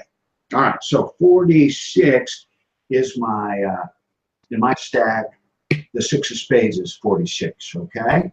So I put these, and this is my 38 card, and if you got a mem deck, you guys could just set up your cards to kind of correspond with your mem deck, but like I said, Tetradistic's the easiest, all right? So I say every deck of cards has 2 red 5s. There's the 5 of hearts. Now that's my double facer, and then I come up and I reverse it here, and I go down and mark 26, and there comes number 12. So basically, I got my deck divided into these 4 quarters now. So I have my break now at 26, and here's my 2 5s that are basically at positions 12. All right. So Rudy, you name a card. Okay, let's do the 5 of spades this time. 5 of spades, that's 31. So that's 6 away from my center break. So I let, let's just let go of my center break. Okay. All right. So you said 7 of hearts, right? 5 of spades. Oh, 5 of spades is what you said? Yes, sir. I'm sorry. I got all I think 7 of hearts was the first time. Oh, okay. So 5 of spades is 51. All right. So I'm 2 cards. It's 51. So I'm 2 cards away. So I just say, look, I'm just going to get rid of those. I come away with my 2 cards, and then I reverse spread here. I'm going to make 1 card disappear from here and make an appearance between here. So that's it. And I got the 5 of spades right there. Let's try it again, so you get the idea of this call. All right, so there's 5 of hearts, and at the bottom looks just as good as the top. All right. So we're here. I say, there's the 5 of hearts. Run down to my 26 spot. Here's the 5 of diamonds. There's my 12 spot. All right. Name any card, Rudy. All right. 9 of diamonds. 9 diamonds. Okay, that's 48 in my stack. 48. So that would be 5 away from the bottom. So if you're on the bottom, you subtract from 53. Okay. You're on the bottom. If I was here, I would be subtracting from actually 13. Okay.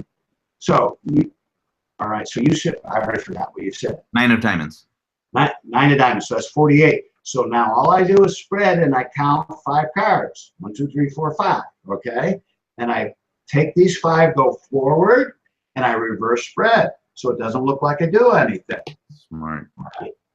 And then I say I'm going to make 1 card disappear from these 2. So that's my double facer. The 9 of diamonds is right there. So we snap our fingers and we just load it in. Their thought of card on the bottom of the group. Now all you do is reverse count these guys. Square. Now this is discrepant, but it looks correct. I do a side thought, just single buckle. And I pull out the 5 and flop all these over, and I flop this back over. So it looks okay. Looks like that's just, you just reverse the joker, and then you go, whoop, just like that, and there's your 9 of diamonds. So that is the A and B sandwich. That's excellent. Now, Allan, is there an easy way? Sometimes it's a struggle to do subtraction from a number like 53. If somebody gives you, okay, what's 37 minus 53? You're screwed. Remember, the most you're ever going to have to deal with is 7. Most you're ever going to have to deal with is 7 away. Oh, I see what you mean. Yeah. Wow. So if the card's over on this side of the 5, let's say they name 16. That's 3 away. Boom, I'm done. I just do this when I pull out my thing. So you never, ever have to count more than 7. Wow. You just figure out which group. Do I want the center group, the top group, or the bottom group? And then it's either going to be 7 away from this side, 7 from the top, 7 away from this side, 7 away from the center. Oh my goodness, I get you. I did not catch. I was in the tall grass with James over here. We're like, this is good stuff. That takes. I thought it was going to take a little bit more effort than I. No, it's a very, very easy call to do. That's really good, Allan. My goodness. Okay, well, let me ask you really quick. It's 4 o'clock, so we're at the 2-hour mark. I want to be very sensitive every time we have a lecture that we don't tax you in your time there. So do you feel okay? Do you want to go for a little bit longer? Tell me. We had so much trouble. I actually had 28 items, and I'm on 17. I'm on 16 actually. Wow. So I didn't get anywhere near what I wanted to do. Can we do one more? Yeah, please. Again, you have liberty, because I do agree. I feel kind of bad because of the sound issues, but again, the level of the quality of the magic that you're showing us far exceeds what it's $5 or $5.99, excuse me, for what people paid, and we're getting far more than what we paid for. So I think that we got our money's worth. If you'd like to do a couple more items, please feel free. Okay, we'll definitely do this one. Because it's got a bunch of slides in it, and it's kind of fun. I call this I Dance for the Devious too. Jack Carpenter had a wonderful routine he called Dance for the Devious, but every vanish, remember I was talking a little bit about things happening against the pack, and I try to avoid that. So what I did with all 4 of his vanishes, I made them hopefully appear so they happen away from the pack. So that was so I actually changed every vanish in the routine, and now also the reappearance. I had my own little flash appearance that I worked out. So this is, and I like this routine because I can do it walking around, standing up with a group of people if I'm working a line. I just remove the queens and I say, I'm going to pose a problem for you, and I hand one queen to one of the spectators. And I say, we're going to make that queen of diamonds disappear. I say, you know what? This is a tough problem because we're not on stage like Penn and Teller are. We're like 1 foot apart from each other. But not only am I going to make the queen of diamonds disappear, I'm going to make the queen of clubs disappear, the spade, and the heart. I'm going to make all 4 of those gals disappear. I'm going to start with the bottom one, and I want you to remember the value and the suit. So that is the diamond suit. Now here's what's going to happen. I'm going to touch that queen of diamonds. I'm just going to touch it.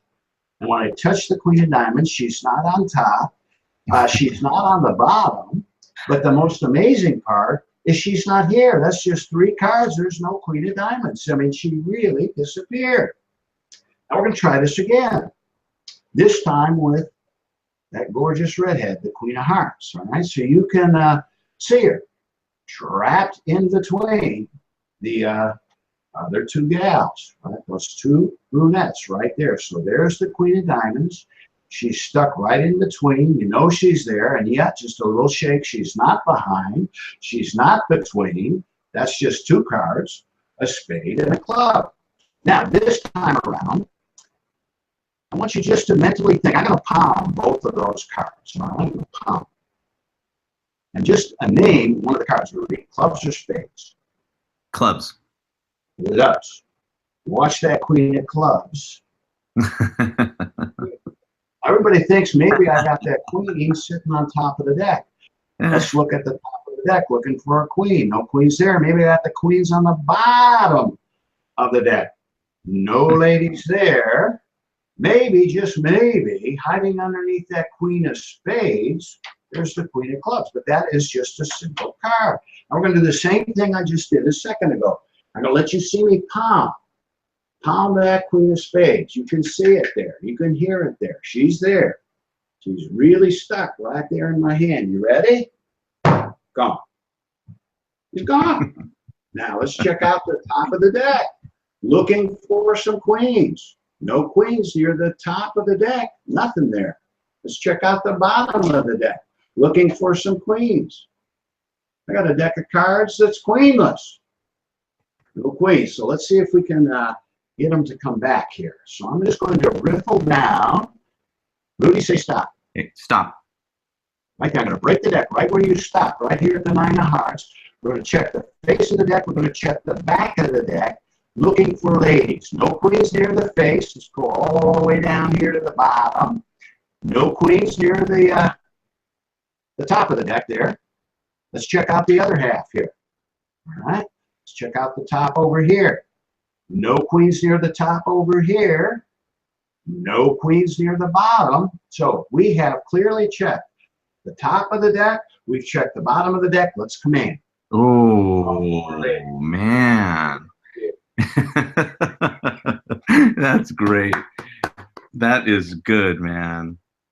All right, so that's Dance for the Devious. It's a nice little 4-card vanish. And all you got to do is pull out the queens, and you're ready to go. So, start off, and this I had my 2004 notes, if my memory's correct. And I think I might have also had it on my Penguin lecture. Let's just see. I might have. I think I do.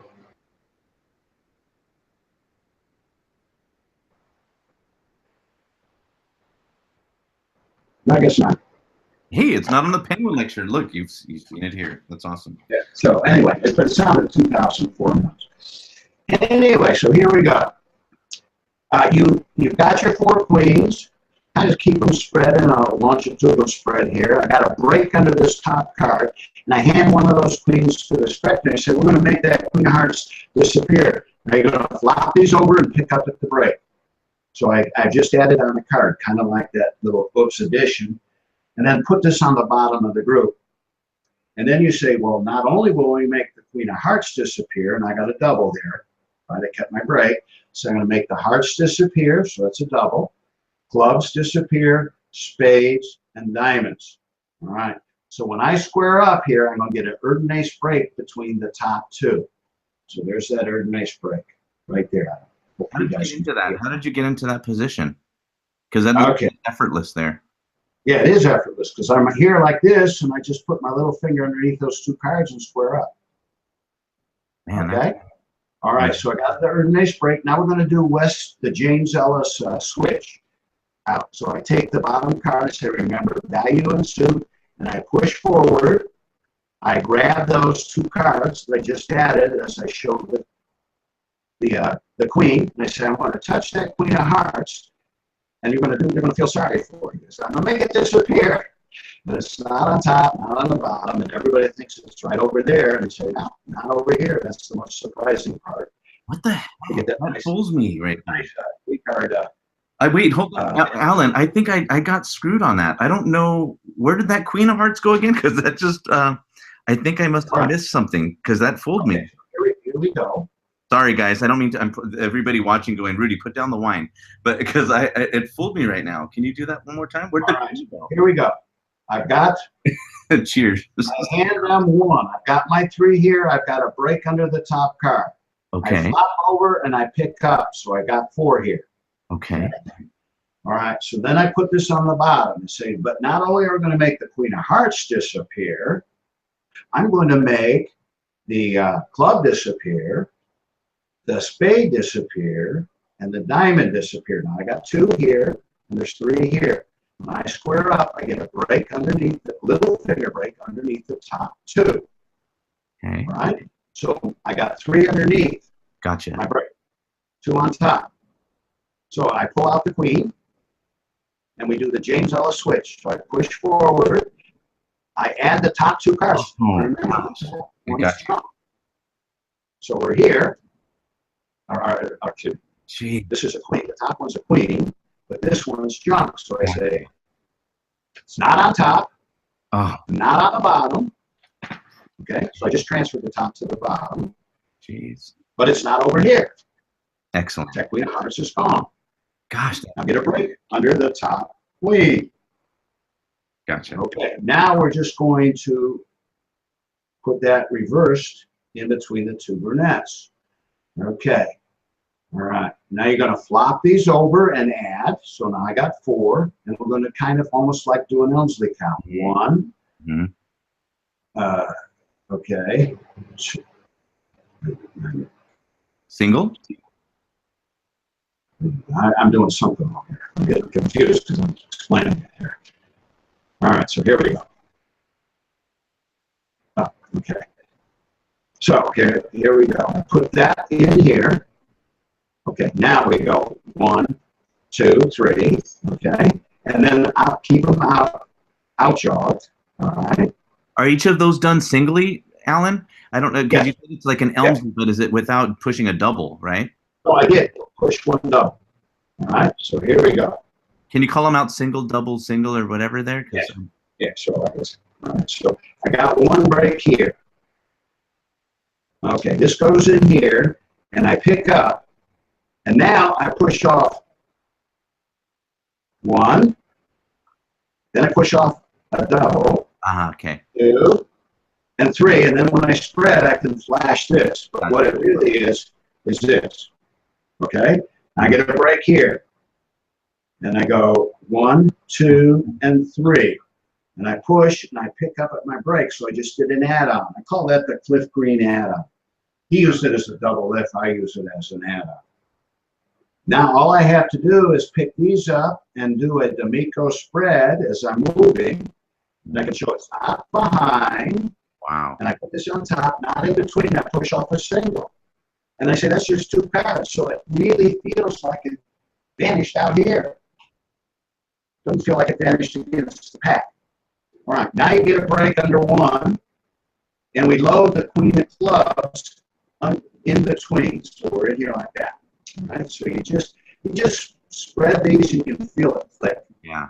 Right? You say, look, this time I'm going to palm both of those, the spade and the club. I'm going to put them right there in my palm. Name them. All right, it doesn't matter what they name. If his name's spade, whatever happens, you drop that card, and you say, well, they did with you. This one, all right? I'll make that club disappear. So that feels like that happened way out there. And then you say, sometimes people think I'm on top, push off a block, and then you got this impromptu double backer, so you can show these, and there's no queen. And then turn them over this way and show there's no queen. All right? Now we're going to do a move that I call, and this was also in one of the best of my friends' Harry liked this because it uses his ultra move.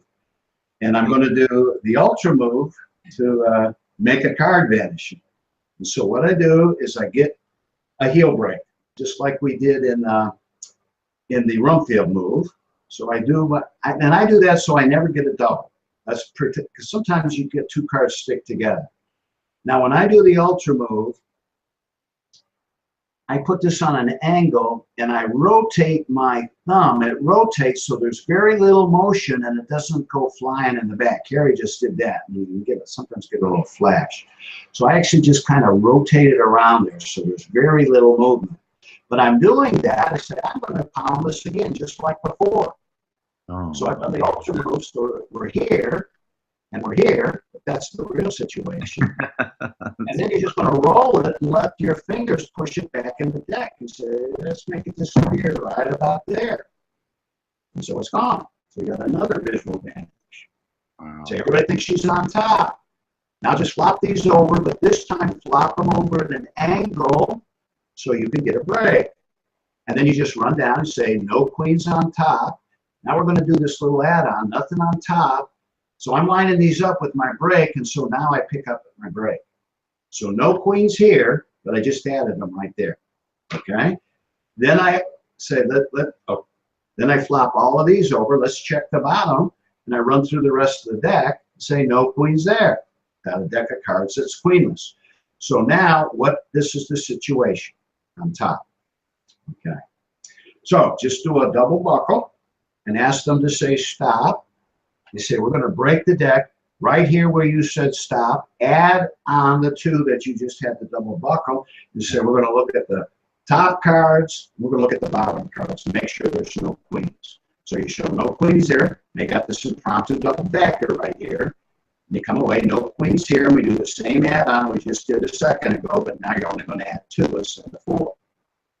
All right, square those up and say, let's check the top. Got this impromptu double decker, no queens on top. Gosh. Flop these over, no queens on the bottom. Flop this over and say we've checked the top. Now all you're going to do is push these over and do that. So this is a real easy flash display, but you've just shown the top. Say we've looked at the top, we've looked at the bottom, let's just command. Jeez. Oh, ladies, nice. Nice. Gosh, Allan, give me a break. That is great. Okay. All right. So, you guys, if anybody's interested in emailing me, let me give you my email address. Yes. I've got my book, and normally it's $40. I'll have it for $30 for a week. I'm going to give you guys some discounts. Wow, I love that. So $30. And which book was that? What's the book there that you got? This is Las Vegas card book.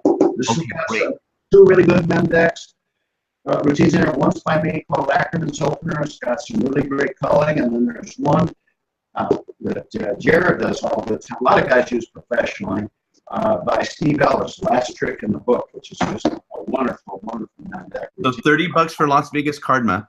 A gentleman by the name of Van, one of the Magician's Forum guys, saying, "Do you still have the Baker's Dozen notes?" You do, right? Was that the DVD? Yes, I got the Baker's Dozen notes. I also have the Card Juror notes right here.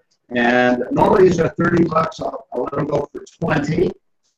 And then I've got, like I said, I don't have many. I got a couple. I've got my A1 DVD. This is 2 DVD set. Every Move Will Move, the Las Vegas Card Expert, and that I'll let go for 20. And then I've got my last 3 that I did for A1. This 3 sequence classic Ackerman Las Vegas Card Miracles and prequel sequel, which has the A and D sandwich on it. And I'll let these go all 3 for 50. So. Okay. Anyway, so if anybody's interested in anything, you guys can email me at that. Email me first, though, to make sure, because I don't have tons of everything. And make sure I still got them. But and Allan, I'll make sure that I get. So, fellas, I know you're going. Wait, how much was that? I'll send you guys, everybody who's registered. I'll send you an email with the price on those items as well as his email address, so you can get those. My friend Axel's asking about Magic Mafia. What's Magic Mafia? That was my first book I wrote, and that reverse that I showed you was in there. I also had the first convincing control that was ever published, I think, was in there, which was Ace of Clubs. Keep your eye on it right there. And that was in there. And Harvey Rosenthal showed that to Larry Jennings. Wait, can you do that? Can you do that one more time really quick? Yeah, so somebody, let's say they select a card, right? You just show it to them, 10 of clubs. And then you outjog it here, you say it's lost in the center of the deck. I had the first published Greek, I heard about Greek bottoms where you're dealing the second card from the bottom, and nobody would show me how to do it. Charlie Miller was in town, said, I don't do that stuff for anybody. He wouldn't show me. So I worked out my own technique. And so that was published in there. And so that was my very first book. I wrote it in 1969. It came out, I think, in January or February of 1970. And Vernon gave it a real good review. So there was 500 of them made, and they all sold within 2-3 months. Wow. Now, Allan, you know, so you're a student of Marlowe. Marlowe. I know I that. got to spend 3 years with it every weekend, 8 hours a day. It was just wonderful. It was wonderful. Can you perform for us something that you consider an item that sort of defines Marlowe's magic? Is there something you can show us from him that you continue to perform after having spent so much time with him? Well, I can do one of his versions of Collectors, which Can we see that? I'd love to see something. You don't necessarily have to teach us how it's done. Okay. Unless you really want to, but but I'd love to see something. All right, so this was pretty much in the Hierophant. Actually, Johnny Thompson and I added a little touch to this also, so I guess we can say we helped that a little bit with this. But Roy Walton came up with the Collectors, and but he only had it with 3 cards and 2 selections. And I think Marlowe was the one that really made it a great trick because he used all 4 aces and 3 selections, okay? Okay. All right. But anyway, let's get 3 cards selected. So Spectator 1. Let's do something real easy, like 7, 8, or 9 or something. So they name a card, 7 of spades. Right there. I'll use 9 a little bit later here. See if we can find it. I'll use 8 of hearts. So we got 7 of spades. We've got 8 of hearts. And then we'll go 9 of spades. So we've got 3 cards selected, 3 different from 3 different spots in the deck. All right, and then we've got these 4 aces. We have Ace of Hearts, right? We have the Ace of Spades. I have the Ace of Clubs, and I have the Ace of Diamonds. Now those 4 aces are going to find those 3 selected cards in an interesting and mysterious manner. So I'm going to take 1 towards the bottom. Let's go 1 kind of towards the middle, and 1 of these guys towards the top. So clearly 3 cards lost, none on the top, none on the bottom, but 3 different spots in the deck. Now watch, a minor miracle with those aces. Just right there on top, just a snap. Sorry, I was a little clumsy there. Come on. 1 card appears between each of the aces. That's great. And it must had 20 versions of this in the Hierophant. I don't know how many had, but they had quite a few. But this was one of them, and this was my favorite one. And then, like I said, we had Johnny Thompson and I. Our idea was to use the tilt in there instead. He was doing what was called a cover-up cut. So I was kind of happy with this. Yeah, we run through this real quick. It's pretty simple. It uses the Atfist move, and then I used the bottom deal exchange again. So 6 of diamonds, first name card, 8 of clubs, second name card, and then on this one you do the bottom deal exchange. 2 of spades, that'll be that, and then you put that so it's on top. All right, so it's indifferent, 2 selected cards, selected card right there. Get a break under 2. I pushed over 2, and I just got a break as I'm flopping over these aces, and I add on and say, look, we got 4 suits. I get a break under 1.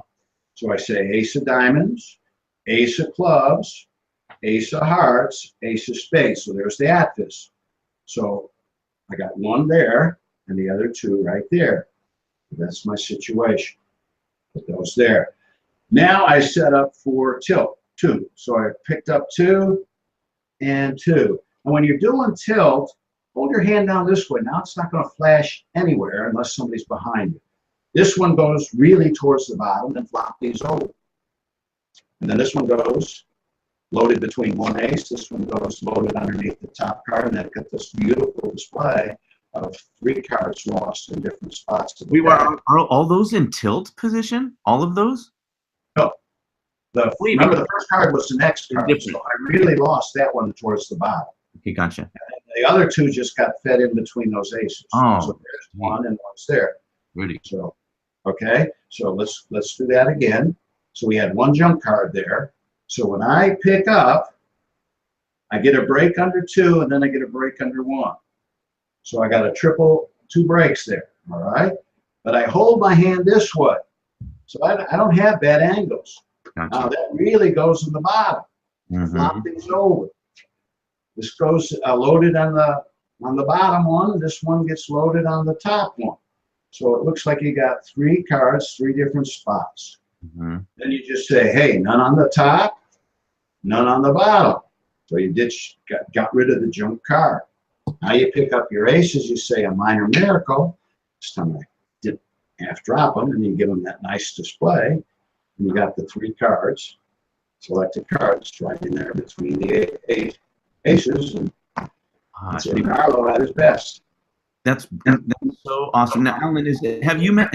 Are there other ways in which to get into the same situation that the Atlas move accomplishes? Because I think sometimes we've had this discussion in some of our sessions with bringing, like almost over proving, like here's the ace of clubs, here's the ace of hearts, like re-showing when it would seem. You need to have a reason for doing it. So when I do it, I just say, let's make sure I got all 4 suits. And I think I know it works. I've done it thousands of times on layman. You say, look, let's make sure we got all 4 suits. There's the spade suit, the heart suit, the diamond, and the club. I'm going to do something with those 4 suits. So you got to have a reason for doing it. Right. And I know it's not the most beautiful looking move. It's the same thing with the Nelmsley count. It's not the most beautiful looking move, but there's a place for it. There's times for it. Vernon's utility move is not as versatile, but it's a better looking move. Gotcha. Well, Allan, you have been so generous with your magic. It's 4:30, so we've got 2.5 hours, and I do understand. And fellas, I do apologize for some of the sound issues there, but really, Allan, you've given us, you've exceeded my expectations. I mean, this is incredible stuff. I can't wait to go back and review what it is that you've showed us.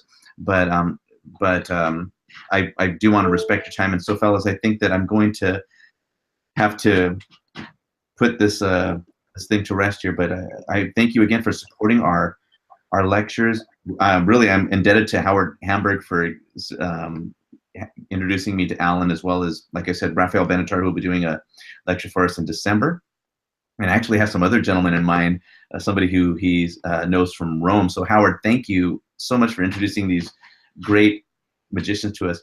And I hope you fellas feel like you got your money's worth. Again, it's $5.99, and man, I would have paid $5.99 just to learn 1 or 2 of these items that Allan has showed us. So Allan, thank you so much for your generosity. Thanks, guys, for tuning in.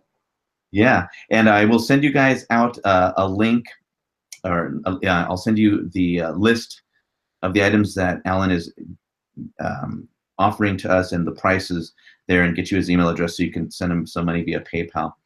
But again, thank you guys. I hope you're enjoying the forum. I think we've created a really cool community, and I think it just kind of gets better and better with each kind of passing year, and we're only 2 years into this. So anyways, you guys have a great weekend. I will send out an edited link. I'm going to adjust I'll erase some of the snafus that we experienced here, but you'll see the link to this video here posted at the forum in a couple hours. So thanks for joining us. You guys have a great evening, and I will see you at our next Saturday session, or otherwise we'll see you at Raphael Benatar's lecture in December. All right, guys. So thanks for joining. And again, thank you, Allan. You are incredible, and I appreciate you. All right, brother. Bye-bye.